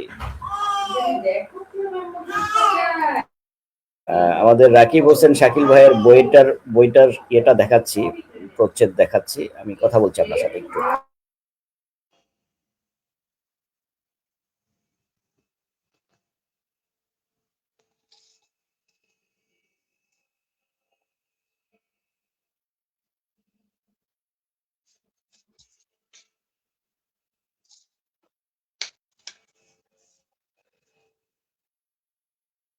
আসসালামু জি আলাইকুম ওয়া শাকিল ভাই, রাহমাতুল্লাহ। জি শাকিল আমাদের ভাইকে সাইদ পরিচালনা হাসান করেন। ভাই চলে এসেছে। সাইদ হাসান ভাই, কেমন আছেন আপনি? আলহামদুলিল্লাহ ভালো আছি। নিশ্চয়ই আপনি ভালো আছেন। জি, জি, আলহামদুলিল্লাহ, আল্লাহ আমি ভালো রেখেছে। অত্যন্ত দুঃখিত। আমি আসলে অত্যন্ত মানে এটাকে কি বলে যে আনএক্সপেক্টেড একটা ঝামেলার মধ্যে পড়ে গেছে। না হলে আপনার লাইভে আমি আসলে ১ম এই যুক্ত হয়ে যেতাম। সেজন্য দুঃখ প্রকাশ করছি। তো আপনার যে আসলে কাজটা সেটা আসলে আ অত্যন্ত প্রশংসার দাবি রাখে আরকি। এটা আমি আমার পার্সোনাল ওপিনিয়ন থেকে বলছি। কারণ এই যে জায়গাটা, যে জায়গাটার মধ্যে আমরা আসলে কাজ করছি আজকে অনেক বছর ধরেই, সেখানে আসলে উম অনেক কাজ করার জায়গা আছে। এই জায়গাটার মধ্যে অনেক আপনার আমরা যদি বলি যে অ্যাজ এ মুসলিম হিসেবে অনেক ল্যাকিং আছে। এখানে এত বেশি স্কোপ আছে আ আ পরিশ্রম করার মতো। সে জায়গাটার মধ্যে আমরা যারা গুটি কয়েক যারা আসলে লাইভ স্ট্রিমের মধ্যে কাজ করছি, তার পাশাপাশি মানে এই যে বই যে বিষয় সেটা আসলে আমার কাছে যেটা মনে হয় যে অত্যন্ত গুরুত্ব বহন করে। কারণ প্রচুর নাস্তিকীয় বই আসলে মার্কেটে আছে। প্রতিটা বইমেলার মধ্যেই এটা আসলে খুব ফলো করে না হলেও যারা নাস্তিক মহল আছে তারা ঠিকই জানে যে আসলে কি ধরনের নাস্তিকীয় বইগুলো বইমেলার মধ্যে চলে আসে। তো সেই জায়গার মধ্যে আপনার যে বইটা, আপনি মানুষ বয়সে অত্যন্ত ছোট হলেও আপনার কাজটা আসলে অত্যন্ত বড় এবং কাজটা অত্যন্ত গুরুত্বপূর্ণ। কারণ একজন একটা বই লিখলেন, বইটা প্রবন্ধের বই হোক, সাহিত্যের বই হোক, গল্পের বই হোক, যেকোনো বই হোক, অসংখ্য বই কিন্তু এবার বাজারে বিক্রি হবে। বাট আমার কাছে সে সকল বই এর তুলনায় মানে আপনি যে টপিকের উপরে বইটা লিখেছেন তার যে ওয়েট, এর যে গুরুত্ব, এর যে ইম্পর্টেন্সি ওই সকল বইয়ের তুলনায় অত্যন্ত বেশি। আমরা অনেক মানে সাহিত্যিকের নাম আমরা জানি, অনেক অনেক প্রবন্ধকারের নাম আমরা জানি, অনেক লেখকের জন্য আমরা পাগল হয়ে যাই বইমেলা অটোগ্রাফ নেয়ার জন্যে। বাট আমার কাছে যেটা মনে হয় সেটা হচ্ছে এই যে মানে বানানো গল্প কাহিনীর উপর বেস করে একেকটা গল্প, প্রবন্ধ বা এই যে জিনিসগুলো প্রাইসলেস, এটা আসলে আমার কাছে মনে হয় না যে মানব কল্যাণে কোন রকমের গুরুত্ব বহন করে। বাট প্রতি বছরে প্রচুর এই ধরনের প্রবন্ধ, গল্প, কবিতা আমরা বাজারে আসতে দেখি। কিন্তু যেটা সবচেয়ে বেশি ইম্পোর্টেন্ট আসলে আমরা যারা এই পৃথিবীতে এসছি, যারা আসলে শুধুই মাত্র এখানে প্রচন্ড রকমের ব্যস্ততা, মौज মস্তি এবং আরাম আয়েশের জন্য যে আসি নাই সেটা মনে করায় দেওয়ার জন্য আমরা যেমন মাঝে মধ্যে লাইভে ঢুকে যাই। অনেক ভালো, ভালো স্ট্রিম ইয়ার্ড এর মধ্যে সে সম্পর্কে বলে। তো আমার কাছে মনে হয় যে আপনি যে টপিকের উপরে লিখেছেন হযরত মুহাম্মদ সাল্লাল্লাহু আলাইহি ওয়াসাল্লাম এর বিবাহ সম্পর্কিত, যেটা অত্যন্ত নাস্তিকীয় মহলের এটাকে কি বলে যে তাদের যে লাইভ করার পেছনের একমাত্র খোরাক যেটার উপর বেস করেই তারা আসলে ইসলামকে প্রশ্নবিদ্ধ করার চেষ্টা করে এবং সেই জায়গাটাই আপনি আসলে সাহসিকতার পরিচয় দিয়েছেন। এইজন্য আপনাকে অসংখ্য ধন্যবাদ জানাচ্ছি শাকিল ভাই। আশা করছি আপনার যে বইটা সেই বইটা নাস্তিকদের যেই একেবারে এটাকে কি বলে যে তাদের যেই মক্ষম বা তাদের যে একেবারে মানে মূল পয়েন্ট যেটার উপর বেস করেই তারা আসলে যারা একেবারে টিনেজার আছে তাদেরকে আসলে আকৃষ্ট করার চেষ্টা করে সেই জায়গাটা আপনি একটা আঘাত আনতে পারবেন। নিশ্চয়ই বইটা বাজারে আসলে আমি কিনবো, পড়বো, দেখার চেষ্টা করব যে সেই জায়গাটার মধ্যে আপনি আসলে কি ধরনের এলিমেন্টস গুলো ব্যবহার করেছেন। নিশ্চয়ই বইটা ভালো হবে আশা প্রকাশ করছি এবং যারা আসলে এই জায়গাটায় সংশয় আছে আপনার এই বই থেকে নিশ্চয়ই সংশয় মুক্ত হবে। জি, শাকিল ভাই আপনার জন্য অসংখ্য শুভকামনা। আপনার বইয়ের আসলে যেই নিশ্চয়ই এটা ফেব্রুয়ারি মাসেই বইমেলা আসবে। এর উত্তরোত্তর সাফল্য কামনা করছি। জি। জি, সাইদ হাসান ভাই বইটা আলহামদুলিল্লাহ মার্কেটে চলে এসেছে এবং আমাদের অর্ডার হচ্ছে প্রি অর্ডার আশরাফুল মাখলুকাত প্রকাশনী থেকে অর্ডার চলতেছে এবং বইটা বইমেলাতেও আসবে বলে আশা করি এবং বইমেলাতে ওইটা ইনশাল্লাহ আসবে। এই যে আশরাফুল মাখলুকাত এবং যারা এটা অর্ডার করতে চান দেখেন স্ক্রলে লেখা আছে বই অর্ডার করার জন্য যোগাযোগ করুন। এটা নাম্বার দেওয়া আছে 01821613073। এই নাম্বারে যোগাযোগ করুন, হোয়াটসঅ্যাপ নাম্বার। ইনশাল্লাহ আমরা এই বইটা আপনাদের ঠিকানায় পাঠিয়ে দেব এবং ইনশাআল্লাহ আপনারা এটা পেয়ে যাবেন। জি, নিশ্চয়ই, নিশ্চয়ই শাকিল ভাই যেহেতু আপনি ফোন নাম্বারটা দিয়েছেন আমি আসলে কন্টাক্ট করে নেওয়ার চেষ্টা করব ইনশাআল্লাহ। আর আমি বলব যারা আসলে মানে আস্তিক আছেন তারা তো নিশ্চয়ই বইটা কিনবেন। আর নাস্তিকদেরকেও রিকোয়েস্ট করব যে এইখানে নিশ্চয়ই আমাদের শাকিল ভাই এমন কিছু পয়েন্ট এখানে যুক্ত করেছেন যে পয়েন্টগুলো আসলে আপনাদের আসলে পড়া উচিত। কারণ আপনারা এটার উপর বেস করে অনেকাংশে নাস্তিক হয়েছেন বলে আমার মনে হয় যে সেখান থেকে আপনার সংশয় দূর হওয়ার একটা সম্ভাবনা আছে। জি শাকিল ভাই আমি আপনাকে আবারও ধন্যবাদ জানিয়ে আমি আজকের মতো এখান থেকে বিদায় নিচ্ছি। আসসালামু আলাইকুম ওয়া রাহমাতুল্লাহি ওয়া বারাকাতুহু। জি, অসংখ্য ধন্যবাদ আপনাকে। ওয়ালাইকুম আসসালাম ওয়া রাহমাতুল্লাহ। আপনার গুরুত্বপূর্ণ সময় দিয়ে আমাদেরকে ধন্য করার জন্য অসংখ্য ধন্যবাদ। শত ব্যস্ততার মাঝেও যারা আজকে আমার লাইভে উপস্থিত হলেন প্রায় ২ ঘন্টা সময়ের কাছাকাছি। সকলকে আন্তরিকভাবে ধন্যবাদ জানাচ্ছি এবং সকলকে ইনশাআল্লাহ মোবারকবাদ জানাচ্ছি। তো আমরা লাইভটি শেষ করব এখনই। শেষ করার পূর্বে ইনশাআল্লাহ আমরা বইটির সূচিপত্র দেখিয়ে আমরা বইটি থেকে বিদায় নিব আজকের লাইভ থেকে। যাতে আপনাদের জন্য কিনতে সুবিধা হয়। জি, মাহবুব ভাই আপনি কি প্রস্তুত আছেন?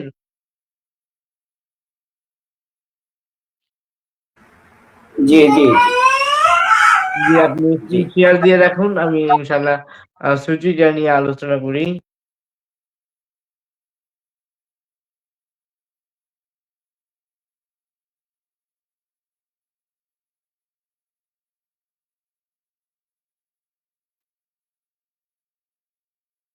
এটা না, এটা না, এটা না। হ্যাঁ, আমি রিসেন্টলি একটা বই সূচি পাঠিয়েছি আপনাকে ওইটা। আমি মেসেঞ্জারে আপনাকে রিসেন্টলি একটা পিডিএফ পাঠিয়েছি ওইটা ওপেন করেন।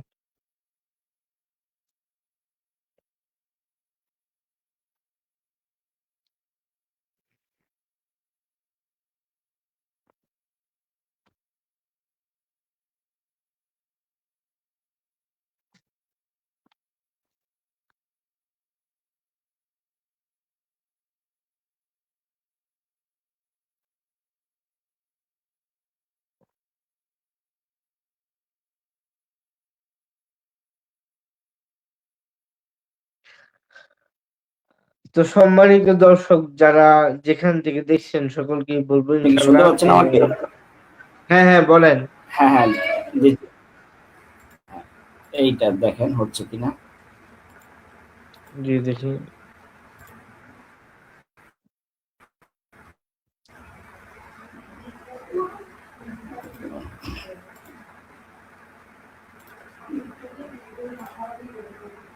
হ্যাঁ, হ্যাঁ। হ্যাঁ, এটাই, এটাই। জি ভাই। জি, জি, জি। তো সম্মানিত আ দর্শক, সূচিপত্রের ১ম এই আমি রাসূল সাল্লাল্লাহু আলাইহি ওয়াসাল্লামের স্ত্রীগণের যে মর্যাদা, কোরআন এবং হাদিসের আলোকে নবী পত্নীগণের যে মর্যাদা, ওই মর্যাদা সম্পর্কে আলোচনা করেছি। এরপরে আমি নিয়ে এসেছি এক নজরে উম্মাহাতুল মুমিনিন। এই শিরোনামে রাসূল সাল্লাল্লাহু আলাইহি ওয়াসাল্লামের ১১ জন স্ত্রীর পরিচয় এবং রাসূল সাল্লাল্লাহু আলাইহি ওয়াসাল্লামের ১১ স্ত্রীর যেই পরিচয় বিস্তারিত ওটা নিয়ে এসেছি। ১ম এই হচ্ছেন খাদিজা বিনতে খুয়াইলিদ, খাদিজা রাদিয়াল্লাহু তাআলা আনহা, এরপর সাউদা রাদিয়াল্লাহু তাআলা আনহা, এরপরে এনেছি ৩য় স্ত্রী আয়েশা রাদিয়াল্লাহু তাআলা আনহা, এরপরে হাফসা রাদিয়াল্লাহু তাআলা আনহা, এরপরে যায়েনাব বিনতে খুজাইমা রাদিয়াল্লাহু তাআলা আনহা, উম্মে সালামা রাদিয়াল্লাহু তাআলা আনহা, এরপর হচ্ছে গিয়ে যায়েনাব বিনতে জাহাশ রাদিয়াল্লাহু তাআলা আনহা, এরপরে জুরাইরিয়া বিনতে হারেসা রাদিয়াল্লাহু তাআলা আনহা, এরপরে উম্মে হাবিবা রাদিয়াল্লাহু তাআলা আনহা, এরপরে মাইমুনা বিনতে হারিসা, এরপর সাফিয়া বিনতে হুয়াই। এই ১১ জন স্ত্রীর সংক্ষিপ্ত আলোচনা আমি প্রথমে নিয়ে এসেছি। এরপরে নিয়ে এসেছি রাসূল সাল্লাল্লাহু আলাইহি ওয়াসাল্লামের একাধিক বিবাহতে কেন রাসূল সাল্লাল্লাহু আলাইহি ওয়াসাল্লাম এই একাধিক বিবাহ করলেন এই বিষয়ে আমি সংক্ষেপে ৪টা পয়েন্টে আপনাদের সামনে আলোচনা করেছি। এই বইয়ে প্রথমত শত্রু দমনের স্বার্থে নবীজি শত্রু দমনের স্বার্থেও কিছু কিছু বিয়ে করেছেন যেগুলো রাসূল সাল্লাল্লাহু আলাইহি ওয়াসাল্লাম এর শত্রু দমন করতে সুবিধা করেছেন। শত্রুত্ব বন্ধ করে মিত্রে মানে বন্ধুতে পরিণত হতে সাহায্য করেছেন। আরবের নিয়ম ছিল এটা যখন কেউ তার কোনো স্ত্রী তার কোনো কন্যাকে কারো কাছে বিয়ে দিত, ওই পরিবারের বা ওই তাদের সাথে আর শত্রুতা করতো না, যুদ্ধ বিগ্রহ করতো না। তো কিছু, কিছু বিয়ে রাসূল সাল্লাল্লাহু আলাইহি ওয়াসাল্লামের এই কাজে আসছে। আরেকটু উপরে ভাই। ১ম পেজে। হ্যাঁ, হ্যাঁ, হ্যাঁ। বাস। এই পেজের একবারে নিচে আরেকটু হালকা। বাস। ২য় যে কারণটা সেটা হচ্ছে ইসলামের বন্ধন দৃঢ়করণ। ৩ নম্বরে কুসংস্কার দূরীকরণ। যেমন ওই যে যেটা হচ্ছে গিয়ে রাসূল সাল্লাল্লাহু আলাইহি ওয়াসাল্লামের পালক পুত্র বলা হয় যে জয়নবের জায়েদের স্ত্রী। এটা আসলে আরবদের মাঝে যে কুপ্রথা ছিল যে পালক পুত্রকে নিজের পুত্র হিসেবে ধরা হতো। তো এটা একটা কুসংস্কার। তো এই কুসংস্কার দূর করার জন্য কিছু, কিছু বিয়ে রাসূল করেছেন। সর্বশেষ এবং সবচেয়ে বড় যে বিষয়, নারী সমাজের মধ্যে ইসলামের প্রচার প্রসারণা। এটা ছিল সবচাইতে বড়, যেটা আয়েশা রাদিয়াল্লাহু তাআলা আনহার মাধ্যমে হয়েছে। জি, পরের পেজে যাই আমরা। প্রথম অধ্যায় রাসূল সাল্লাল্লাহু আলাইহি ওয়াসাল্লামের প্রথম বিয়ে হযরত খাদিজা বিনতে খুয়াইলিদের সাথে। ওইখানে আমি সংক্ষিপ্ত তথ্যের মাধ্যমে বিবাহের যেই সংক্ষিপ্ত যে বিষয়টা ওইটাও তুলে ধরেছি। এরপর বিস্তারিত আলোচনা করেছি বিয়েটা কিভাবে হলো, কার মাধ্যমে হলো, কেন হলো, এই বিষয়গুলো। এরপর তৃতীয় যে অধ্যায় সেটা হচ্ছে তৃতীয় গ নাম্বার যেটা যে সেক্টর সেটা হচ্ছে বিয়ে নিয়ে একাধিক যে অভিযোগগুলা সেগুলা। এর মধ্যে একটা অভিযোগই পেয়েছি সেটা হচ্ছে খাদিজা রাদিয়াল্লাহু তাআলা আনহা তার পিতাকে মদ বানিয়ে মাতাল বানিয়ে বিয়ে করেছেন বলে একটা অভিযোগ করেন। ওইটা খণ্ডন করার চেষ্টা করেছি। এরপরে আমাদের দ্বিতীয় যে অধ্যায় সেটা হচ্ছে রাসূলের দ্বিতীয় বিয়ে হাফসা রাদিয়াল্লাহু তাআলা আনহার সাথে। ওইখানে সংক্ষিপ্ত আলোচনা, বিস্তারিত আলোচনা। তৃতীয় যে পয়েন্ট সেটা হচ্ছে গিয়ে নাস্তিকদের অভিযোগ খণ্ডন। তো এটার মধ্যেও একই অভিযোগ করে থাকেন যে রাসূল সাল্লাল্লাহু আলাইহি ওয়াসাল্লাম সাউদা রাদিয়াল্লাহু তাআলা আনহাকে কুষ্ঠ রোগের কারণে তাকে তালাক দিয়েছিলেন এই বিষয়ে। তো ওই অভিযোগটা খণ্ডন করা হয়েছে ইনশাআল্লাহ। জি ভাই, পরের পেজ। ভাই পরের পেজে যান। হ্যাঁ, তৃতীয় অধ্যায়ে রাসূলের তৃতীয় বিয়ে আয়েশা বিনতে আবি বকর রাদিয়াল্লাহু তাআলা আনহা। এটা হচ্ছে সবচেয়ে গুরুত্বপূর্ণ টপিক গুলোর মধ্যে একটা। তো এখানে আমি সংক্ষিপ্ত তথ্য বিস্তারিত আলোচনার পর কিছু অভিযোগ নিয়ে আলোচনা করেছি। সেটা হচ্ছে গিয়ে ১ নাম্বার অভিযোগ আয়েশা রাদিয়াল্লাহু তাআলা আনহার বিয়ের বয়স। এই বিয়ের বয়সটা নিয়ে বিস্তারিত আলোচনা করেছি। প্রথমেই আমি আয়েশা রাদিয়াল্লাহু তাআলা আনহার নিজের বক্তব্য দিয়ে এরপর তৎকালীন ইতিহাস দিয়ে প্রমাণ করেছি যে আয়েশা রাদিয়াল্লাহু তাআলা আনহা সাবালিকা ছিলেন, নাবালিকা ছিলেন না। এরপর সায়েন্টিফিক ভাবে ব্যাখ্যা দেওয়ার চেষ্টা করেছি, বৈজ্ঞানিক ভাবে ব্যাখ্যা দিয়েছি। সকল কিছু মিলিয়েই চেষ্টা করেছি জবাব দেওয়ার। এবার দ্বিতীয় যে বিয়ে পুতুল খেলার হাদিস নিয়ে একটা অভিযোগ করা হয় যে আয়েশা রাদিয়াল্লাহু তাআলা আনহা পুতুল খেলার বয়সে তাকে বিয়ে করা হয়েছে, অর্থাৎ তিনি নাবালিকা ছিলেন। তো এটারও ইনশাআল্লাহ বিস্তারিত জবাব দেওয়া হয়েছে। যে বয়সের কথা বলা হয়েছে পুতুল খেলতেন সেটা ১৫ থেকে ১৬ বছর বয়স ছিল। আমি এটা ইনশাআল্লাহ আপনাদের সামনে ইনশাআল্লাহ দেখিয়েছি বইয়ে। এরপরে দেনমোহরের অভাবে রাসূল সাল্লাল্লাহু আলাইহি ওয়াসাল্লাম নাকি আয়েশা রাদিয়াল্লাহু তাআলা আনহাকে ঘরে তুলতে চাননি, দেরি করেছেন। ওই যে ৬ বছর বয়সে বিয়ে, ৯ বছর বয়সে ঘরে তুলে নেওয়া, এটা নিয়েও একটা অভিযোগ করে। তো ওইটাও ইনশাআল্লাহ খণ্ডন করার চেষ্টা করেছি। এরপরে এসেছে চতুর্থ অধ্যায়। এভাবে চতুর্থ অধ্যায় প্রথমেই সংক্ষিপ্ত তথ্য, এরপর বিস্তারিত আলোচনা, এরপর নাস্তিকদের অভিযোগ খণ্ডন করার চেষ্টা করেছি ইনশাআল্লাহ। তো এরপরে পঞ্চম অধ্যায়ও একইভাবে আমি নিয়ে এসেছি এবং এরপরে ষষ্ঠ অধ্যায়তেও আমি ইনশাআল্লাহ এইভাবেই নিয়ে এসেছি। ষষ্ঠ বিয়ে, সপ্তম বিয়ে, এটা হচ্ছে গিয়ে যায়েনব বিনতে জাহশ রাদিয়াল্লাহু তাআলা আনহা, যেটাকে বলা হয় পালক পুত্রবধূর সাথে বিয়ে করেছেন। তো এটা নিয়েও আমি ইনশাআল্লাহ আলোচনা করেছি এবং অনেকেই বলে থাকেন যে যায়েনব রাদিয়াল্লাহু তাআলা আনহার সৌন্দর্য দেখে রাসূল পাগল হয়ে বিয়ে করেছেন। যে এটা একটা ভিত্তিহীন, এটা আমি আলহামদুলিল্লাহ এই বইয়ে প্রমাণ করার চেষ্টা করেছি। তো এইভাবেই অষ্টম অধ্যায়, নবম অধ্যায়, দশম অধ্যায়, একাদশ অধ্যায়, এই সকল অধ্যায়গুলোকে আমি ইনশাআল্লাহ এভাবেই সাজানোর চেষ্টা করেছি এবং এভাবেই সাজিয়ে এনেছি এবং সবশেষ সমাপিকা দিয়ে এই বইটাকে আমি সমাপ্ত করেছি। তো আশা করি ইনশাআল্লাহ বইটা ইনশাআল্লাহ যারা পড়বেন তারা ইনশাআল্লাহ বইটা পড়ে উপকৃত হবেন। তো এই ছিল আজকের মতন আমাদের লাইভ এখানেই। তো আজকের লাইভ আমরা ইনশাআল্লাহ এখানেই শেষ করছি। সকলেই ভালো থাকবেন, সুস্থ থাকবেন। আবারও কৃতজ্ঞতা জানাচ্ছি যারা আজকের অনুষ্ঠানে যুক্ত হয়ে আমাকে সময় দিয়েছেন, আপনাদের মূল্যবান সময় আমাকে দিয়েছেন। আমি কৃতজ্ঞ থাকবো এবং আল্লাহর কাছে দোয়া করি আল্লাহ তাআলার জন্য আপনাদের সকলকে উত্তম রাজা দান করেন। ভালো থাকবেন, সুস্থ থাকবেন। আল্লাহ তাআলা সকলকেই শান্তিতে রাখুক। আসসালামু আলাইকুম ওয়া রাহমাতুল্লাহি ওয়া বারাকাতুহু। ওয়ালাইকুম সালাম ওয়া